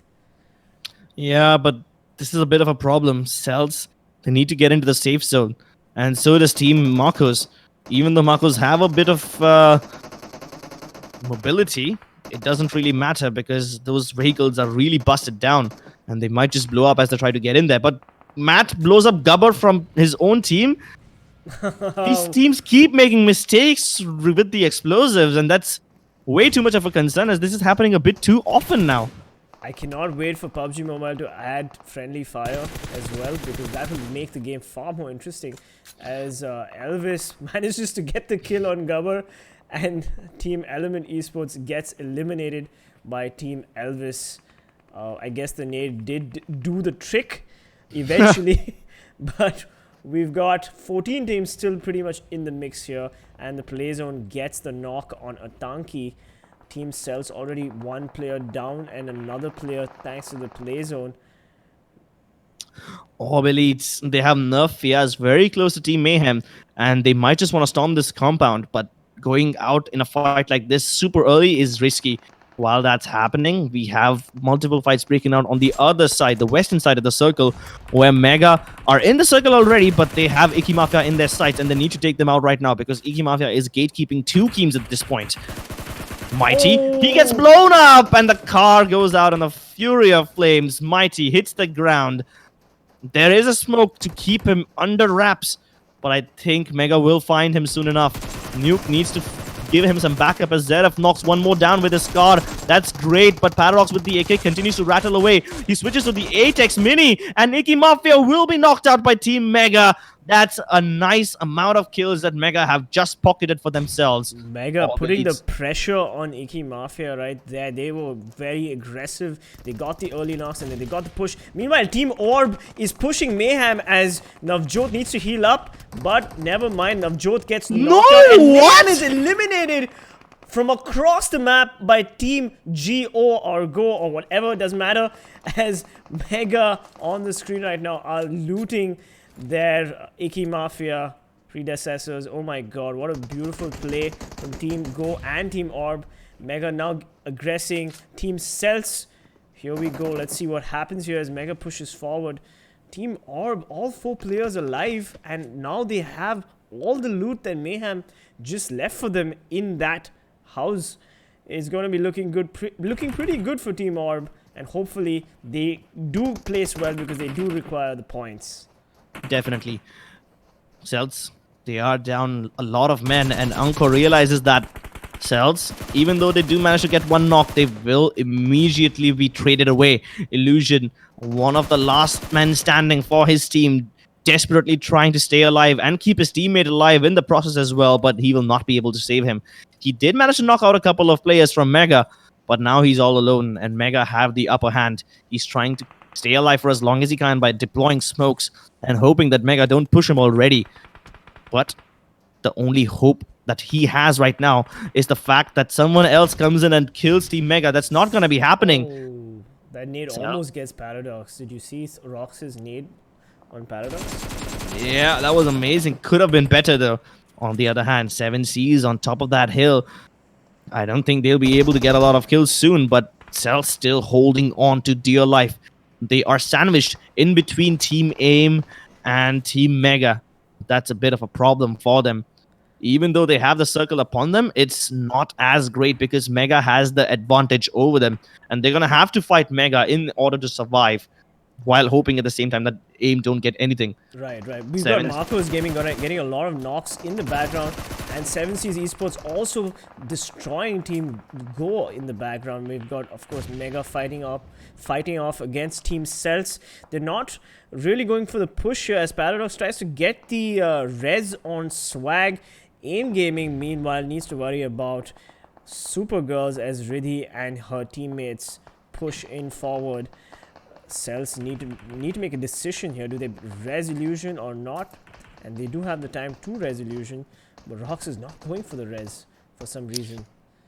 Yeah, I don't think that's a risk he wants to take at this point. At least they don't have to worry about Team AIM anymore because AIM is engaged in a battle with Marcos.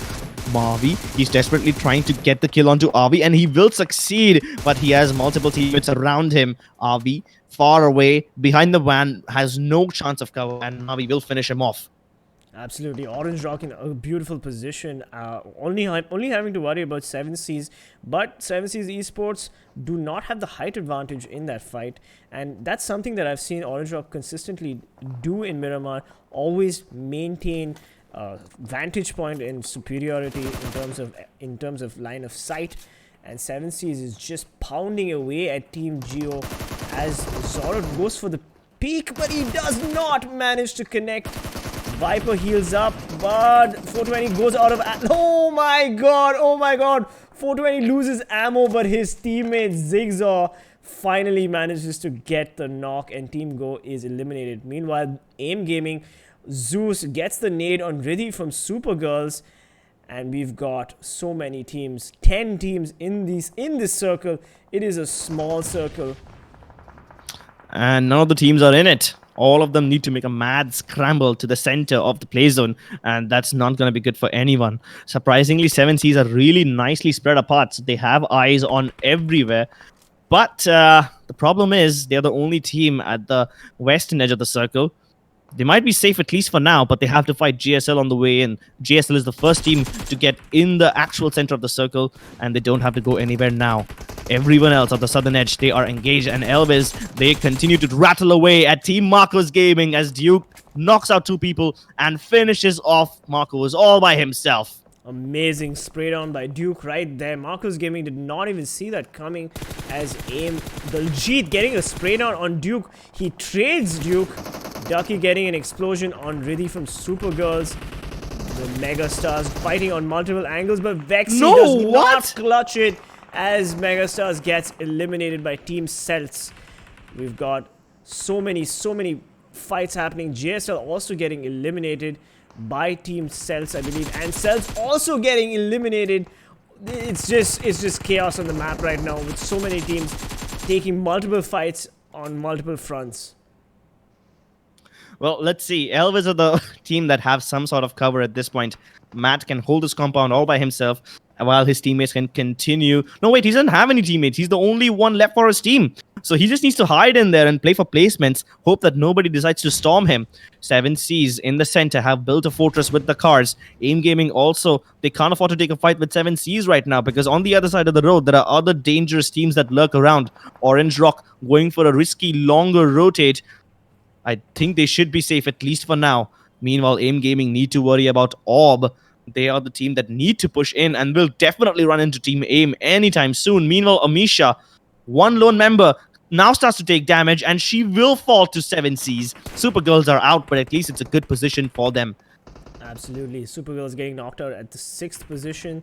Here, AIMGAMING has all 4 men intact, and they do want to play the circle because they have it on them right now.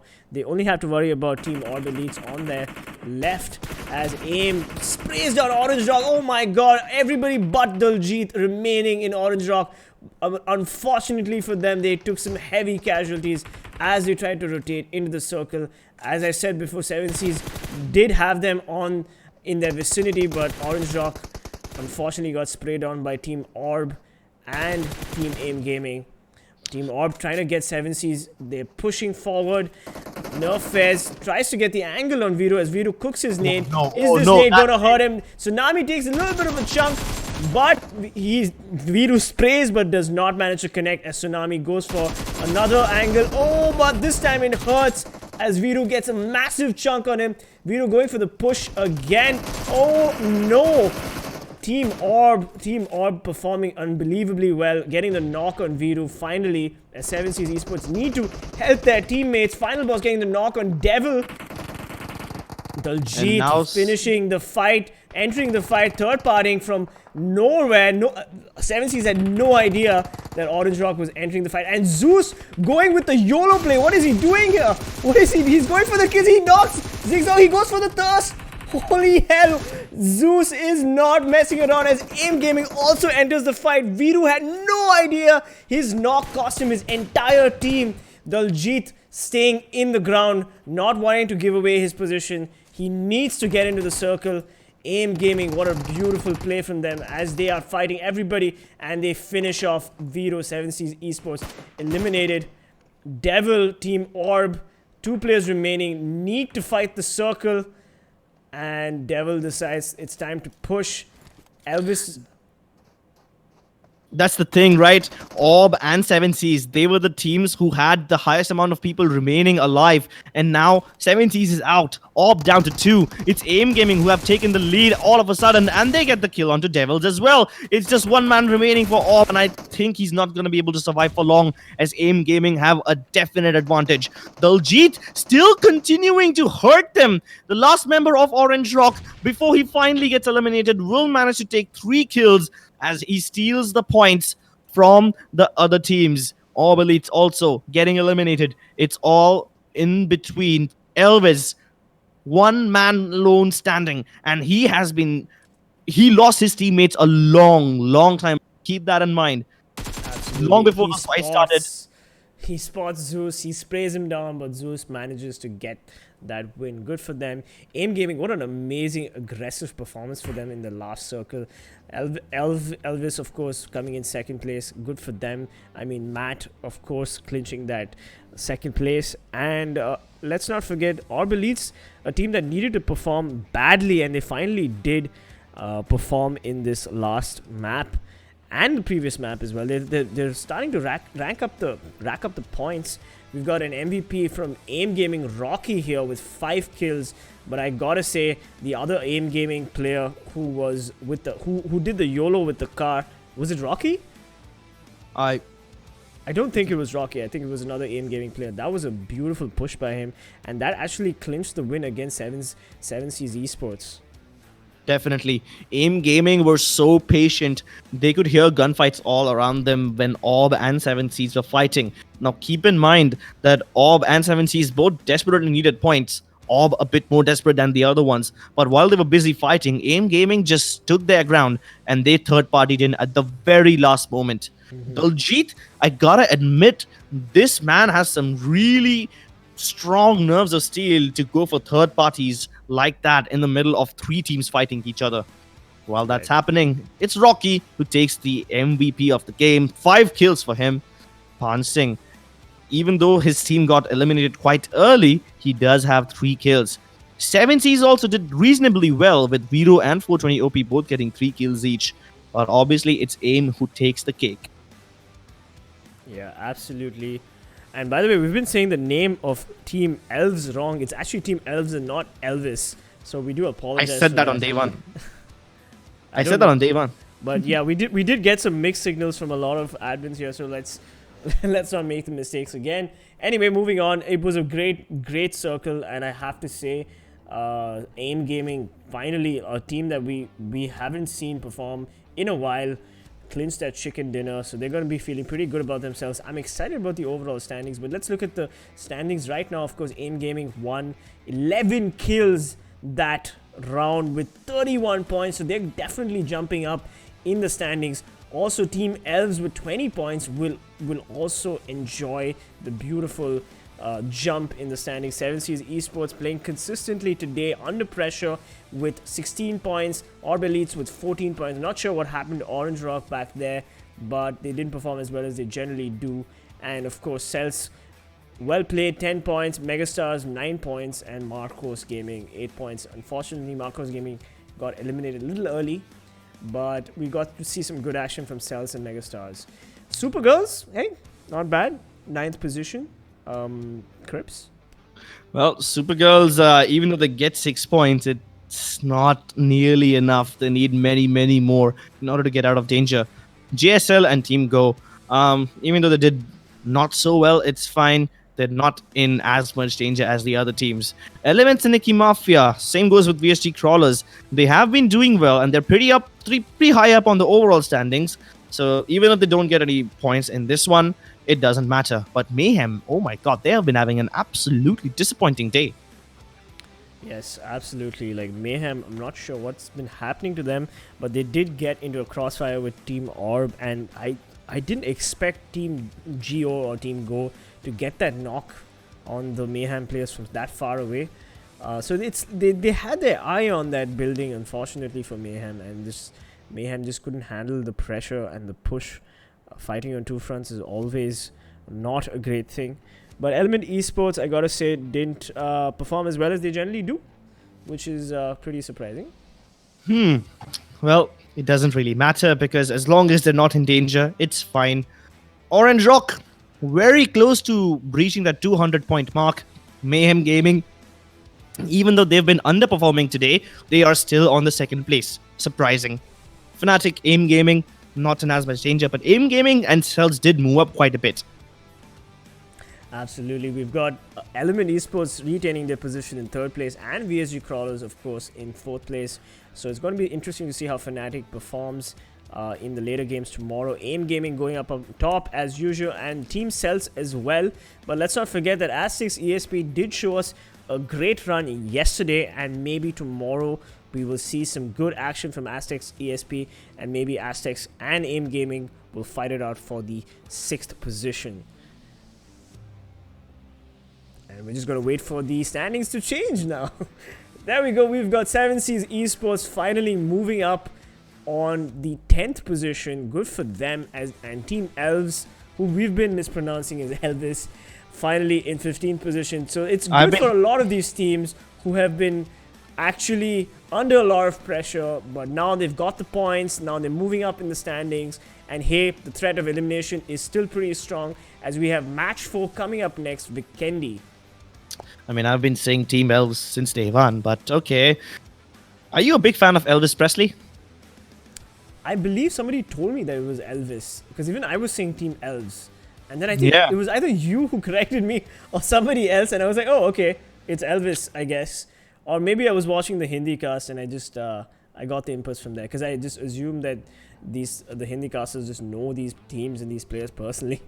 We've got ORB Elites finally moving up on 20th position, and Megastars also moving up. So this is great for all these teams who were really in the danger zone, but finally moving up in the overall standings, and hopefully gonna make it to the semi-finals soon. Well, at least SuperGirls are not on the absolute bottom now. They're ahead of Lifecraft, which isn't really that much, but at least it's something. Hey, I would rather be the second last team than the last team. So props Yeah. to SuperGirls from playing their positions. I mean, I do understand they're under a lot of pressure, under a lot of team morale issues with their IGL leaving and all that. But hey, you know, as long as you guys are improving and you're showing improvement, kudos to you. And we at the casters desk here, we're all rooting for you. Well. Last game of the day now remains Vikendi. One of the maps which heavily relies on compound control is a mix of both Sanhok and Miramar. It has the tougher rotations of Miramar and it has the action of Sanhok, and that's exactly why it's my personal favorite. We will be having it next after a short break, but we have the highlights for you first because Miramar, as you know, had a lot of fights, so you can take a look at the juicy kills that these highlights have to offer.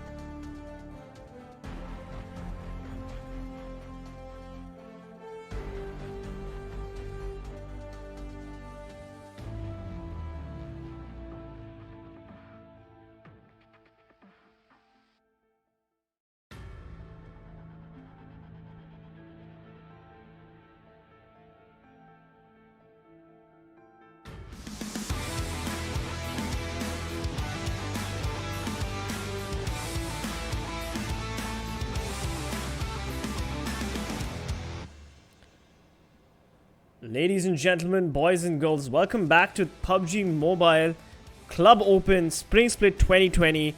We are doing the group stages today. We are Group A and Group C going on, and we have Match 4 coming up. That is Vikendi. I am PC Peasants from PC Peasants. I just messed that up. And I've got Crips here, my co-caster, sitting all the way in Mumbai, while I'm sitting in Chennai, and we are doing this via Discord. So isn't that amazing? It is amazing. It's actually not that amazing because I can't see you in person and I kind of miss you. Whereas the two gentlemen on stream, Ketin and Krat, they have the opportunity of having fun sitting right next to each other. They are doing the Hindi desk and we are handling the English stream from the comfort of our own houses. But that's the beauty of this game. Different people sitting in different parts of the country still enjoying the same championship. And I'm assuming all the viewers are also from different parts of the country, and so are the players. This is one beautiful game that brings the entire country together. It's not just a game anymore, it's an emotion. Yeah, absolutely. This is a game that everybody from school students to college students to IT workers and professionals are playing. And right now we've got the best of the best in the country performing today in these group stages and these last couple of days. Of course, today is day 5 and we have a few more days ahead of us. So if you haven't been following the content, following the action, don't forget to hit that like button and subscribe, because we've got a lot of PUBG Mobile coming up and you could probably learn a thing or two from these professionals. Definitely. These professionals have shown us some of the most beautiful rotations, and that's the best part because they don't always rely on superior aim. You don't always have to be a better player. You just have to be smart enough, because we've seen underdogs take down the top tier teams not because they were mechanically gifted, not because they had better aim, but simply because they were smarter in the moment. And this is why it's important to have a good mix of strategy and a good mix of firepower and aim. Absolutely. And of course, let's look at the last team that won right now. But before we do that, the plane has already started. So let's just jump right into it. We've got Vikendi right in front of us as Marcos Gaming and Orange Rock exit first. I think Orange Rock will be taking port because they've usually done so. Cosmodrome is a bit far away because the plane is heavily skewed towards the west. Either way, Orange Rock is splitting up surprisingly. Might settle in Krichas and go for port control as well. Meanwhile, Team Marcos, as always, going towards Krichas, 7Cs and Dobromeister. We have Elves and Mayhem at the bottom of the map. Surprisingly, none of them have gone towards Winery just yet, but the circle pops towards the top. SuperGirls have control of Coal Mine. Meanwhile, ORB is on Mount Kresnik. That's interesting. Team AIM is in Goroka, and Team Orange Rock is also nearby, but they're splitting up heavily. And once I said that Orange Rock is going towards port, that's not the case anymore. They're going to be settling at the northern edges of Goroka and somewhere in between Krichas as well. So they're going for a split approach, which they usually do. CELTZ and Team Go close to Castle and at the edges of the circle. Yeah, we've got Orange Rock in a very good position, very centrally located. Meanwhile, we've got AIMGAMING right here in front of us, a stone's throw distance away from Team Element. Marcos Gaming also in a very nice position in the circle. So we've got a lot of teams that are centrally positioned. They don't have to worry too much about the rotation phase. Oh my god! Ultron gets the spray down on Zeus, and Zeus is already knocked. Team Element is going to try to push in as much as they can as AIMGAMING tries to figure out where their teammate is. This is not looking good for Zeus as Gabbar carefully picks up some armor on the way here and is going for the push. Ipman, Rocky, and Ducky are going to have to deal with this early loss as they navigate Vikendi in the upcoming minutes of the game. Unfortunately, Zeus was way too far away from his teammates. And it's not like his teammates could come in and save him. The entirety of Team Elements was standing in the way. So Zeus is going to have to bite that crutch and take that loss to the chin. Hopefully his teammates will do enough to exact revenge. Indeed, indeed. We've got Team Element finally rotating around, getting that early kill on AIMGAMING. Meanwhile, we've got a lot of southern rotations in the map of Vikendi that we will be focusing on eventually. I don't expect too much of action from Element and AIM Gaming, unless, of course, AIM Gaming wants that vengeance and decides to push out Element, because Element is a team that you don't want to mess with. They've been playing consistently well. They are mechanically quite advanced, and it doesn't make sense for AIM Gaming to actually take this fight. So it does look like they are going to disengage. AIM Gaming at top of Gorica, Elements at the bottom, and there's quite a lot of distance in between these two teams, so I don't think the fights will break out, at least in the next 2 or 3 minutes. But if maybe one of the AIM Gaming players shows himself, then things might change. Bit of a stalemate here between these two teams.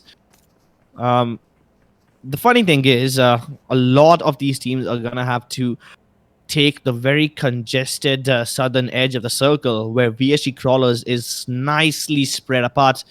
Two of the teammates in Villa, Craw and another teammate, I forgot to look at his name, they are very far away from their team, and I'm assuming they won't fight, but they will just act as CCTV cameras. Meanwhile, speaking of CCTV cameras, Elements have taken control of this yellow house, and they are now attacking Team AIM. They've engaged in a battle. Ipman, away from his teammates, once again makes the same mistake as Zeus, and I don't think Rocky and Ducky can save him. They need to stop splitting apart, especially in fights in a town like Gorica, where the rotations above and below the ridges is really difficult. Ipman will be finished off by Ultron, and that's another mistake that AIM make. The same mistake as they made previously when they lost Zeus. I told you, AIM Gaming shouldn't have engaged with Team Element.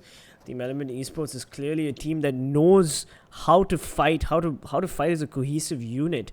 AIM Gaming, Ducky, and his teammate need to disengage because they need to start playing the position. Meanwhile, we've got Team CELTZ getting a knock on Ayush as Nerf leaves his teammate for dead. Team ORB also needs these points badly, and losing teammates early on is not good for them as Rox goes for the thirst. He switches over to his Mac 10 as he takes his time. He really took his time there, didn't he?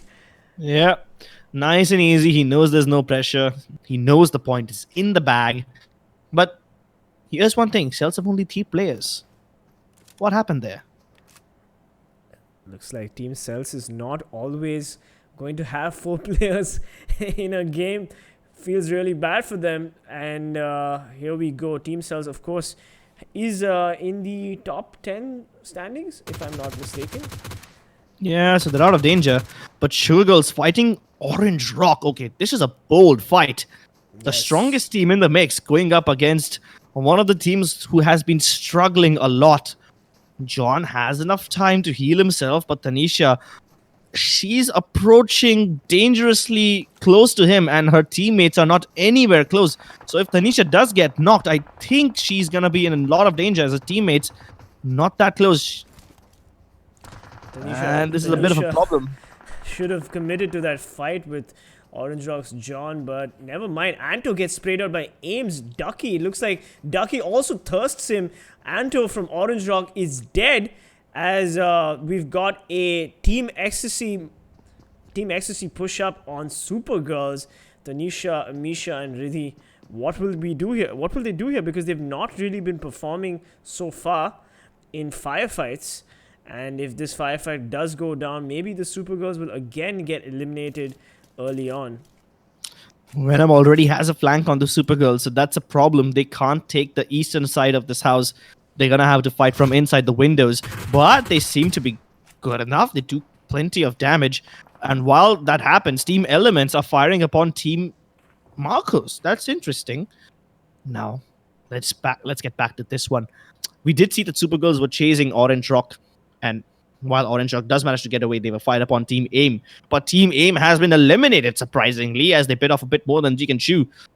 AIM was focusing on Orange Rock, and then Team Elements came upon them, so that's bad. And they go out first. Meanwhile, Icky Mafia off-screen gets a kill on one of the Marcos Gaming players. Tanisha throwing those mollies not correctly. They go a little too far, as Unreal try to get an angle on Tanisha here. Team Ecstasy. If SuperGirls win this fight, it'll be definitely a comeback for them, and they will need this confidence because Team Ecstasy is a good team. They have taken multiple fights. They have won these firefights, but SuperGirls, their history hasn't been so successful. Oh, that nade could be a problem. Tanisha moves away at the perfect time. Good anticipation of the nade. I think she heard the nade pin being pulled. That's how she knew one of them was coming. But Alright. XC taking it a bit too slow. They aren't moving in just yet. Even though Venom has had the flank on them for way too long now. This fight is dragging out quite a lot. Venom playing the lurker role has definitely helped Team Ecstasy, because if you saw the way Venom managed to wipe out multiple teams in Sanhok. Oh, he is yeah, a that was amazing. He is a force to be reckoned with. And Sahil 2K, of course, is another gifted Team Ecstasy player. So these are two players that I definitely have my eyes on. And we're still going to wait for them to push here.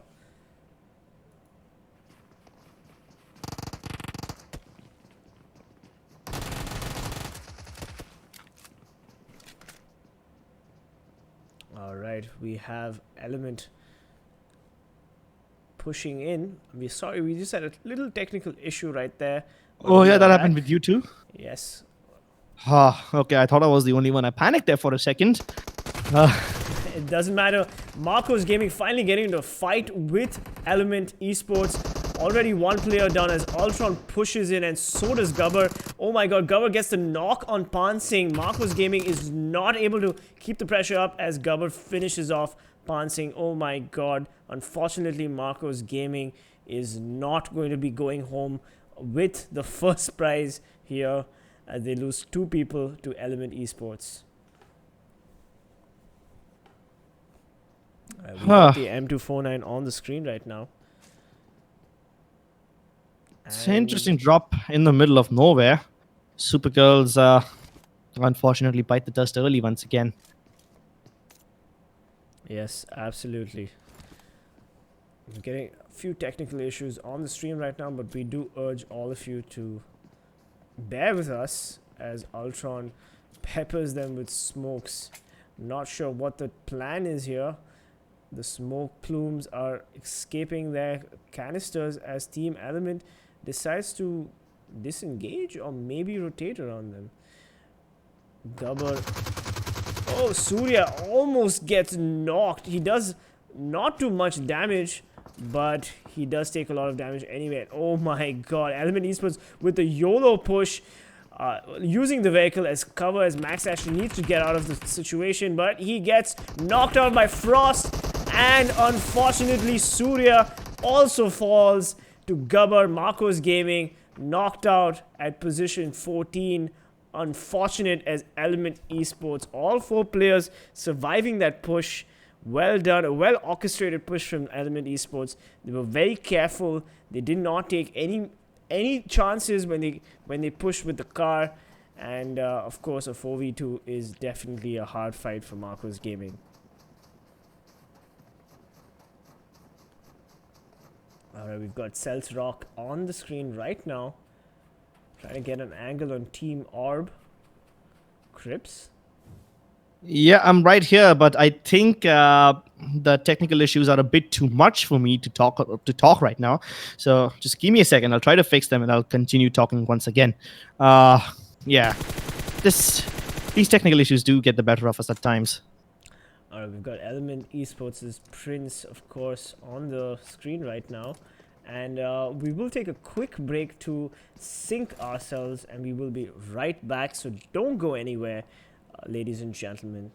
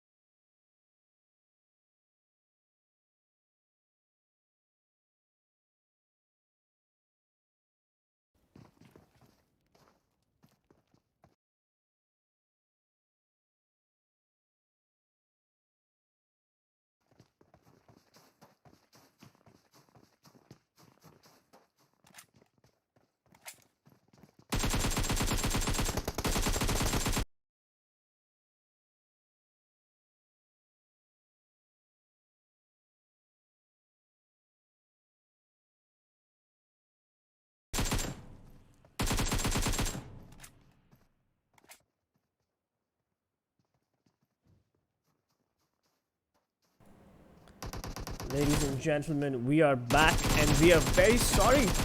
We've missed a lot of action. This Team CELTZ and Team ORB are spraying down each other.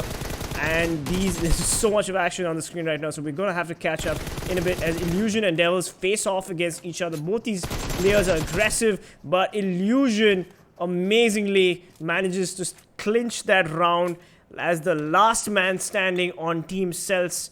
We do apologize for the technical issues, but there have been some packet drops on our systems right now, and we have managed to fix it. Thank you so much. As always, thank you for being the most patient and amazing audience that you are. And Crips, are you back? Yes, I am indeed. Let's get back into the action. We have quite a lot of catching up to do. While we were gone, CELTZ and ORB fought it out, and CELTZ came out on top. So kudos to them, but they are down to just Illusion, last man standing for their team, who's safe for now, but he's going to have to go into the mix. Let's take a look at the circle at this point, where Team Orange Rock, Team Ecstasy, VSG, and Go are quite close to each other. We might have a 3-way or a 4-way battle going off soon. A Groza, which is quite close to Team Number 5 right now, is up for grabs, but I don't think they'll go for it anytime soon.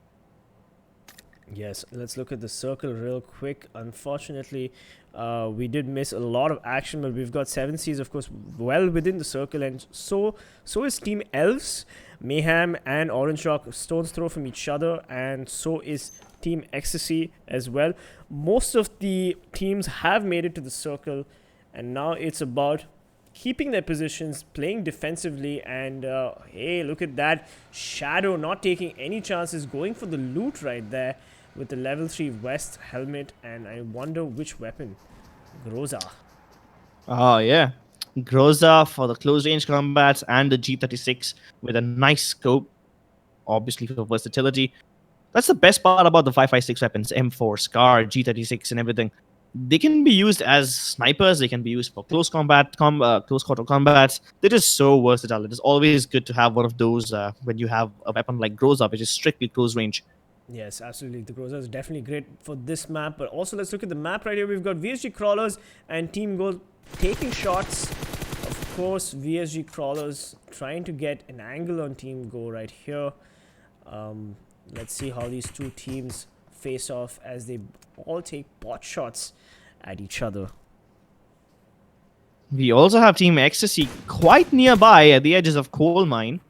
Don't think they'll be participating in this fight, but maybe if they change their mind, they might go for a little bit of third-party action later on. Indeed, the circle will actually decide which team will have the favorable ground, because everybody seems to be in their own little hidey hole, and all they have to do is wait for the circle, the MVP, to make the late game interesting for us. That's what Vikendi is all about. Just get control of all the compounds that you can and hopefully stay inside a safe spot, because the circle does have the tendency to screw over a lot of teams. Now, this is the third circle. Fourth one will pop soon.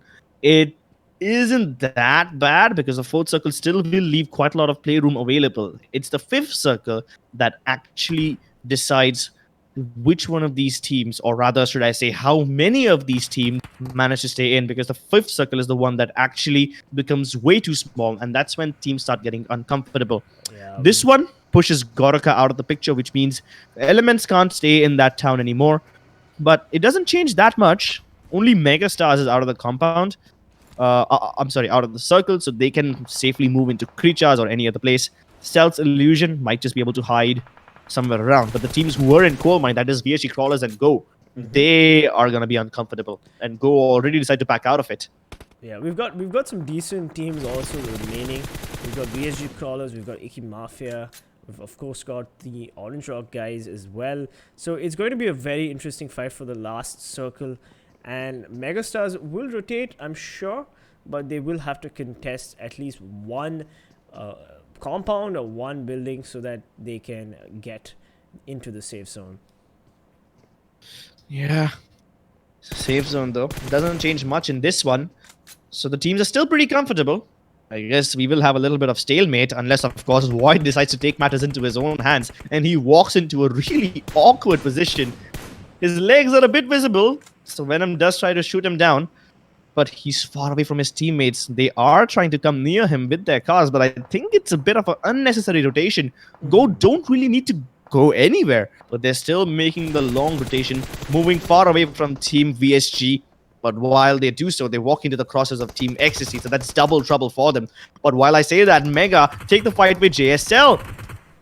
Yeah, absolutely. JSL has been getting peppered left, right, and center from Mega. They already lost one teammate, and Paradox spraying down, and he gets the explosion on Robin God as well. Mega laying down the pain on JSL, Glaive down as well. It's up to Surya OP, last man standing, but I don't think he's gonna make it as Mega push in. Surya OP unfortunately overwhelmed by Mega and blitzkrieg by Mega Stars. Unfortunately, JSL did not even see that coming. They got creamed in that fight over there. Exactly. Megastars, they had no reason to push JSL right there, but why shouldn't they? Why shouldn't they assert dominance? And they did it so cleanly, not losing a single player. I agree. Unfortunately, now that Megastars has their situation, their compound, they don't really have to worry about rotations right now. I still don't understand what Team Go is trying to do here. Oh, of course, they are outside the circle. Yeah, They the are fifth now one trading popped. in.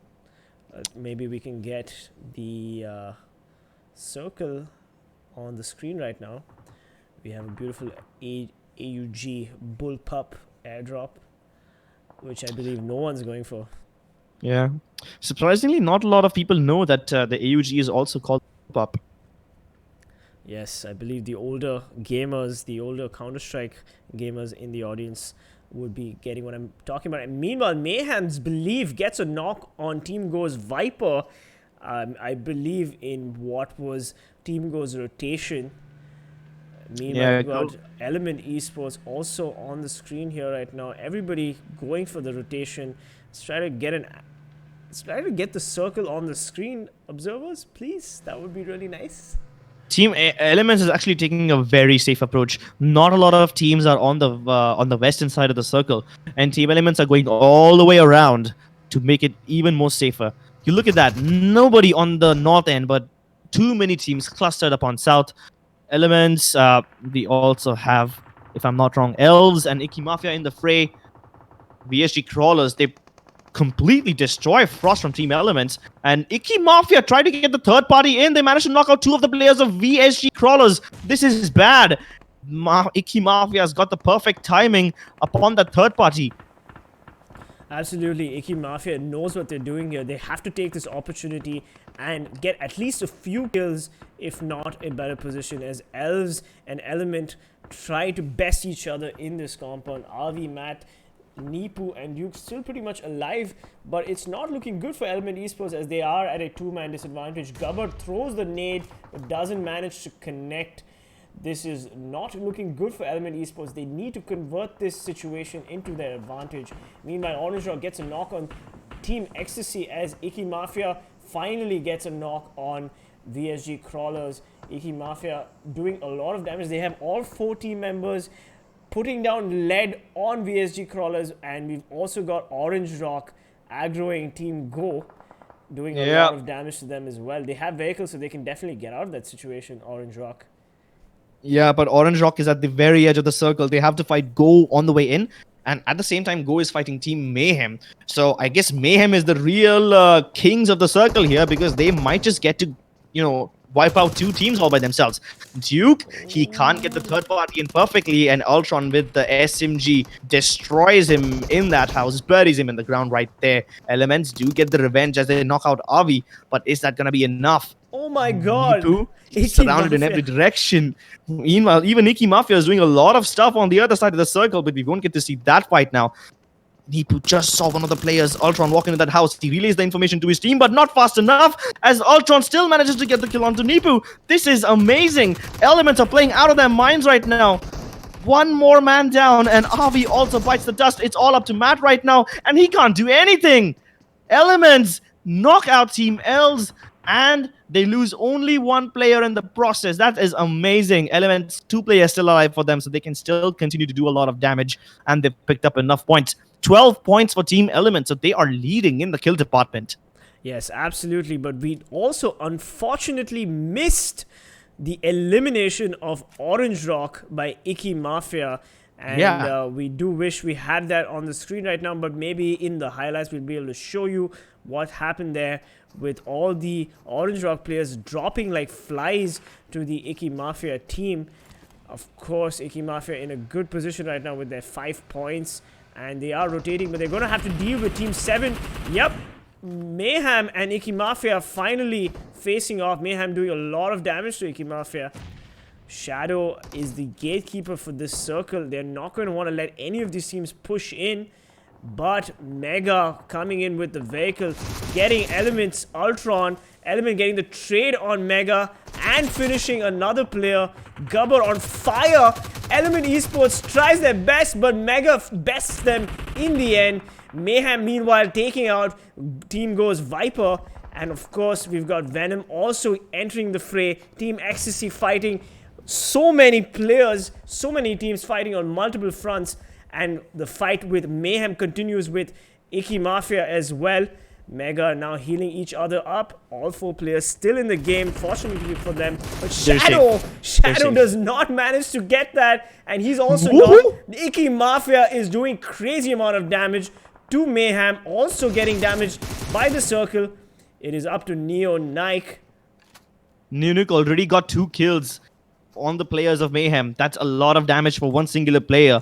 Mega, on the other hand, are really safe. Have the smokes for cover far away from the action, but now finally the team who does start fighting with them is in a bit of trouble. CELTZ, they unnecessarily took the fight with Mega and they paid the price for it. CELTZ is knocked out once again. Mega somehow keeping all of their players alive, are at the bottom of this pit. They should be safe, at least for now. They just need to wait it out and let Mayhem finish their fight with Team Go. Navjot invading the house. He gets peppered by Zoro, getting pushed by both these players. He is all alone. No trade potential over there, but the Beryl M762 is amazing! Both of them out. How on earth is he doing this? It is so amazing to see Navjot knock those both players out, even though he was in a very bad situation. Fang, he's trying to climb up that house, hoping that he can get revenge, but at this point, it's just a bit too late. Going ahead with the SMG, he tries to third-person peek. Fang takes a lot of damage to the Molotov. There's no way for him to escape. Somehow gets out of the house, and this might just be it. He does get the kill onto Shadow, or at least he spots him out, has the time to finish him off, and the Molotov is going to keep Navjot busy, which means he has the time to finish off Shadow. Can Navjot save him in time? I don't think so. That's going to be happening. Shadow desperately tries to move up to the other 4. Meanwhile, I don't think Fang has any idea what's happening. Mayhem have the advantage over this one. Yes, Fang should have gone for the push right now, no. but he misses that spray. He does a little bit of damage. He does manage to get some amount of HP off Navjot. He sprays now and he gets it! Mayhem eliminated by Team GO or Go or whatever. Amazing clutch plays by Fang. His teammates, I'm sure, are cheering. They're going bananas. We've got VSG Crawlers, of course, Roach, Last Man Standing. All these last men standing, but never mind. 7 Seas Esports. All 4 players pretty much in the circle. They have all the smokes laid out and they know that they want to clinch this victory. They only have to worry about Team Ecstasy. Meanwhile, Roach going for the push on the Icky Mafia playing, and oh my god, what a beautiful, beautiful spray down on Viru. Venom, Team Ecstasy getting a knock on Viru as well. It looks like 7 Seas Esports is finally getting into the fight. They know exactly where Team Ecstasy is. They just need to wait for the push from Team 7th Esports. Unfortunately, Mega also getting crawlers as well. Team Go also eliminated. 7 Seas Dryger goes for the spray down, but does not manage to connect enough. Unreal sprays as well. He gets the knock on Final Boss. He's trying to finish him. Why? He shouldn't have done that, and Dryger gets the trade. Team Ecstasy is out of the picture. We've got 2 teams remaining. We've got Megastars with 4 players in and 7 Esports with, unfortunately, 1 player in and 1 player knocked. It's a 4v2. What's going to happen? What? Seven Seas Esports have enough time to revive their teammate. The Trigger should be able to get the res onto 420 OP, but Encore, he's surrounding them from the left side. Swag on top of the hill, and Vexy on the right. I'm sorry, Vexy on the left, and they have Encore on the right. They have surrounded them in every direction, so no matter where they go, they separate from each other. Trigger, he's spotted by Vexy and he's gonna be downed. I don't think 420 OP can save him at this point as Swag moves in for the kill. 420 OP desperately trying to stay alive for as long as he can, but in a 1v3 he won't be able to do much. He does manage to connect shots to Encore, but he gets shot from the back, and it is gonna be Team Mega that walk away with that chicken dinner. Seven Seas though, even though they're in the second place with only 2 kills, they should be pretty happy with whatever they've done. Seven Seas have managed to get enough points, and I hope that is enough to get them out of the danger.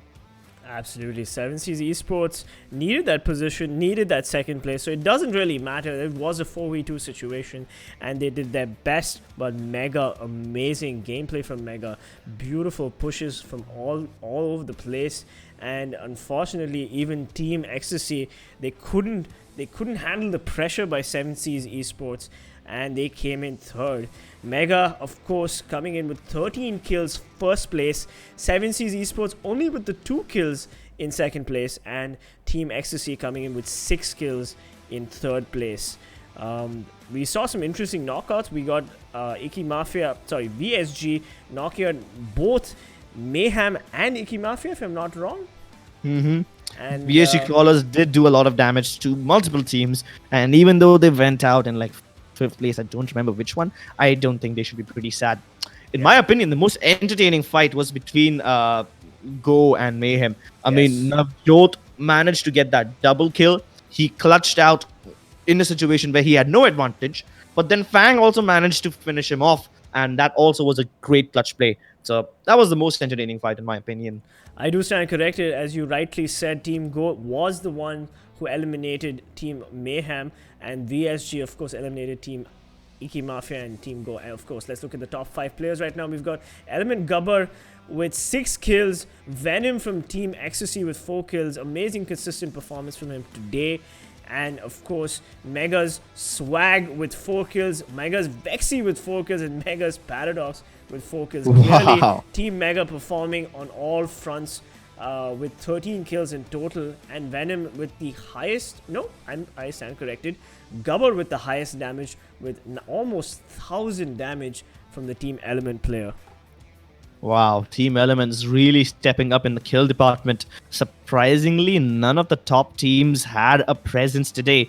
Mayhem, even though they're on top of the leaderboard, overall, they have failed to show up in any of the matches today. That's a bit of a concern, but it shouldn't be that big of a problem. They still are at the top. Maybe that will change. That doesn't matter. All you need is to get into top 24. 7Cs definitely have gotten to top 24 now. They got enough points in the previous map and in this one as well. So, do you think they're out of danger yet? Let's see. We're going to be waiting for the overall standings. Thank you so much, by the way, for watching. This was the last match for Day 5 of the PUBG Mobile Club Open Spring Split 2020. This was group stages, of course. Group stages A and C. And for Group A, I believe this is the last group stage matches that they will be playing. And let's look at the match standings for now. We've got Megastars, of course, coming in with 33 points, which is going to definitely push them up like crazy. Team Ecstasy coming in with 16 points, something that they definitely need, and that's going to cement their position, hopefully, in the overall standings. And 7Seas Esports, again, with another 16 points. Not really something that they needed, but definitely going to keep them comfy. Element Esports, of course, trying to keep their overall standings at 4th place with 15 points. And Icky Mafia, what an amazing performance from them with 12 points. CELTZ and yeah, it's just CELTZ who have done decently well in this one. And even the CELTZ were not really in a lot of danger. ORB Elites definitely was. And they got only 3 points in this game. I don't think that's going to be enough. So I'm assuming ORB Elites is still in the bottom 32, bottom 25. So they're not out of danger. Orange Rock and AIMGAMING, the 2 teams I expected to do well, surprisingly did not perform at all. JSL and Marcos Gaming also, they went out really early. We saw that fight with JSL. They were wiped out within a matter of seconds. Yes, absolutely. You're right. Orange Rock did not perform the way we all expected. In fact, they have been killing it so far. But speaking of Orange Rock, Mayhem also didn't have the greatest luck as well. And it was just, I'm surprised that it was a 1v1 situation. And you would think that the Mayhem player would have come out on top, but he just didn't. Let's look at the overall standings. Orange Rock still on podium place with 199 points, 69 kills. Mayhem coming in second with 74 kills and 184 points. And finally, Element Esports in the third position with 70 kills and 155 points. They're going to be feeling pretty good about themselves. VSG Crawlers, of course, cementing the fourth position with 62 kills and 140 points. These teams are playing amazingly well. And let's look at 77 CZ Esports and Megastars. 40 and 42 kills respectively. Very close, neck and neck, but they have cemented their positions in the top 24 standings, so they do not have to worry about eliminations at all. Yeah, 7Cs was on the verge of getting eliminated, and now they're in the top. What a massive comeback from that team. I tip my hat to them. Meanwhile, CELTZ did not really show up today, but they're still fine. They are north of 100 points, which is impressive. Aztecs, Icky Mafia, Team Tamilas, and Marcos, they also did decent, reasonably well. I mean, Aztecs could have done better, and Icky Mafia continue to be where they are. So I guess consistency is all that matters. Yes, absolutely. Team Ecstasy, of course, moving to 16th position, which should help them. But Team Go, right now, not looking very good because they've got teams like Umamba, Fourier, and Initiative, teams that will perform well. So Team Go might not actually make the group stages cut. They are very dangerously close to getting crossed. But a good attempt by ORB Elites, making their way all the way to the 20th position. So good for them. I mean, with 28 kills, ORB Elites and Team Go, their positions, they are tied at 67 points. And their positions are quite precarious at this moment. But we will know by the end of day 7 whether they make it to the semis or not. Yep. Team Genocide, minus 40, and Team Intense. All these teams, they have been performing well, but surprisingly, they are now in the danger of getting eliminated. We did see that these teams have a lot of firepower, and they've entertained us all with amazing gameplay. Unfortunately, it's not gameplay that matters. In the end, the points is all you need. Rip Squad, Full Power, Team Hype, SuperGirls, and Lifecraft. The hope for them continues to dwindle down. Yes, absolutely. It's been an amazing day 5 for everybody. And GG, well played to all the teams like SuperGirls and who else? I think the rest of the teams are all from other groups, right? Yeah. So it looks like SuperGirls will be facing an elimination. GG, well played, and good luck next time. Hopefully, under better circumstances, you will be able to perform in the PMCO Spring Split. Here we go, guys. We've got Krat and Ketan on the screen right now. I wonder what they're saying. But if you do enjoy the English live stream, do subscribe, hit the like button, and tune in for more PMCO. I am PC Peasants Gaming, and I have Crips here with me, who is my co-caster, all the way from Mumbai. Yep. While these two gentlemen on screen are sitting in Delhi, we are sitting in Mumbai and Chennai, respectively. And that's the beauty of this game. Speaking of beauty, let's look at some of the beautiful players who have amazing kill points. Gabbar finally breaching the 30 kill mark, and he leads on top. We have Daljit dangerously close, trailing behind at 29. Mayhem Shadow on 26. Mavi with 22 kills and VSG with 21. So this used to be a trend where 2 of the Mayhem players usually were in the kill lead. One player from Fnatic, I think that was Scout, who was in the top 5 kill leaders. That has all changed, and now Orange Rock is the only team that has 2 players in the top. Well, Shadow from Mayhem does continue to dish out punishment. RV from VSG Crawler somehow has managed to sneak his way in. Absolutely. RV, again, playing consistently well for VSG Crawlers. Mavi as well. I mean, all these players are always in the kill leaders, top 5 list. Gabbar with 30 kills is fantastic. I mean, hats off to him, but Daljit still managing to keep up that damage. I mean, it's good to see all these gifted players really set the bar so high for the PMCO India Spring Split. And yeah, I'm hoping to see what Scout and the Fnatic boys do in the coming games tomorrow. Yeah, and even though Fnatic is sitting at the 5th place now, I think they might just be able to boost themselves up a couple of places because they still have some matches left to go. Well, Team Mayhem also, they might have a couple, I think they do have a couple of games left in this tournament. So even though Mayhem was at the top 1 and now they've, fallen down a bit, they do have a chance of reclaiming the top spot once again in this tournament. Yes, absolutely. And yeah, I think that's all we have for today. We'll probably segue into the highlights real quick. But before we do, anything that stood out for you? What stood out for me today? I think it was the beautiful rotation that Orange Rock did in Erangel and the way they completely bamboozled TeamELVES. That is something that I'm never going to forget. That's a 200 IQ play. And I think I'll just probably make a separate video about how they did that. I mean, that deserves a deep dive strategy breakdown and not just 2 minutes after the game in a post-game segment. That was one of the most beautiful plays of the day.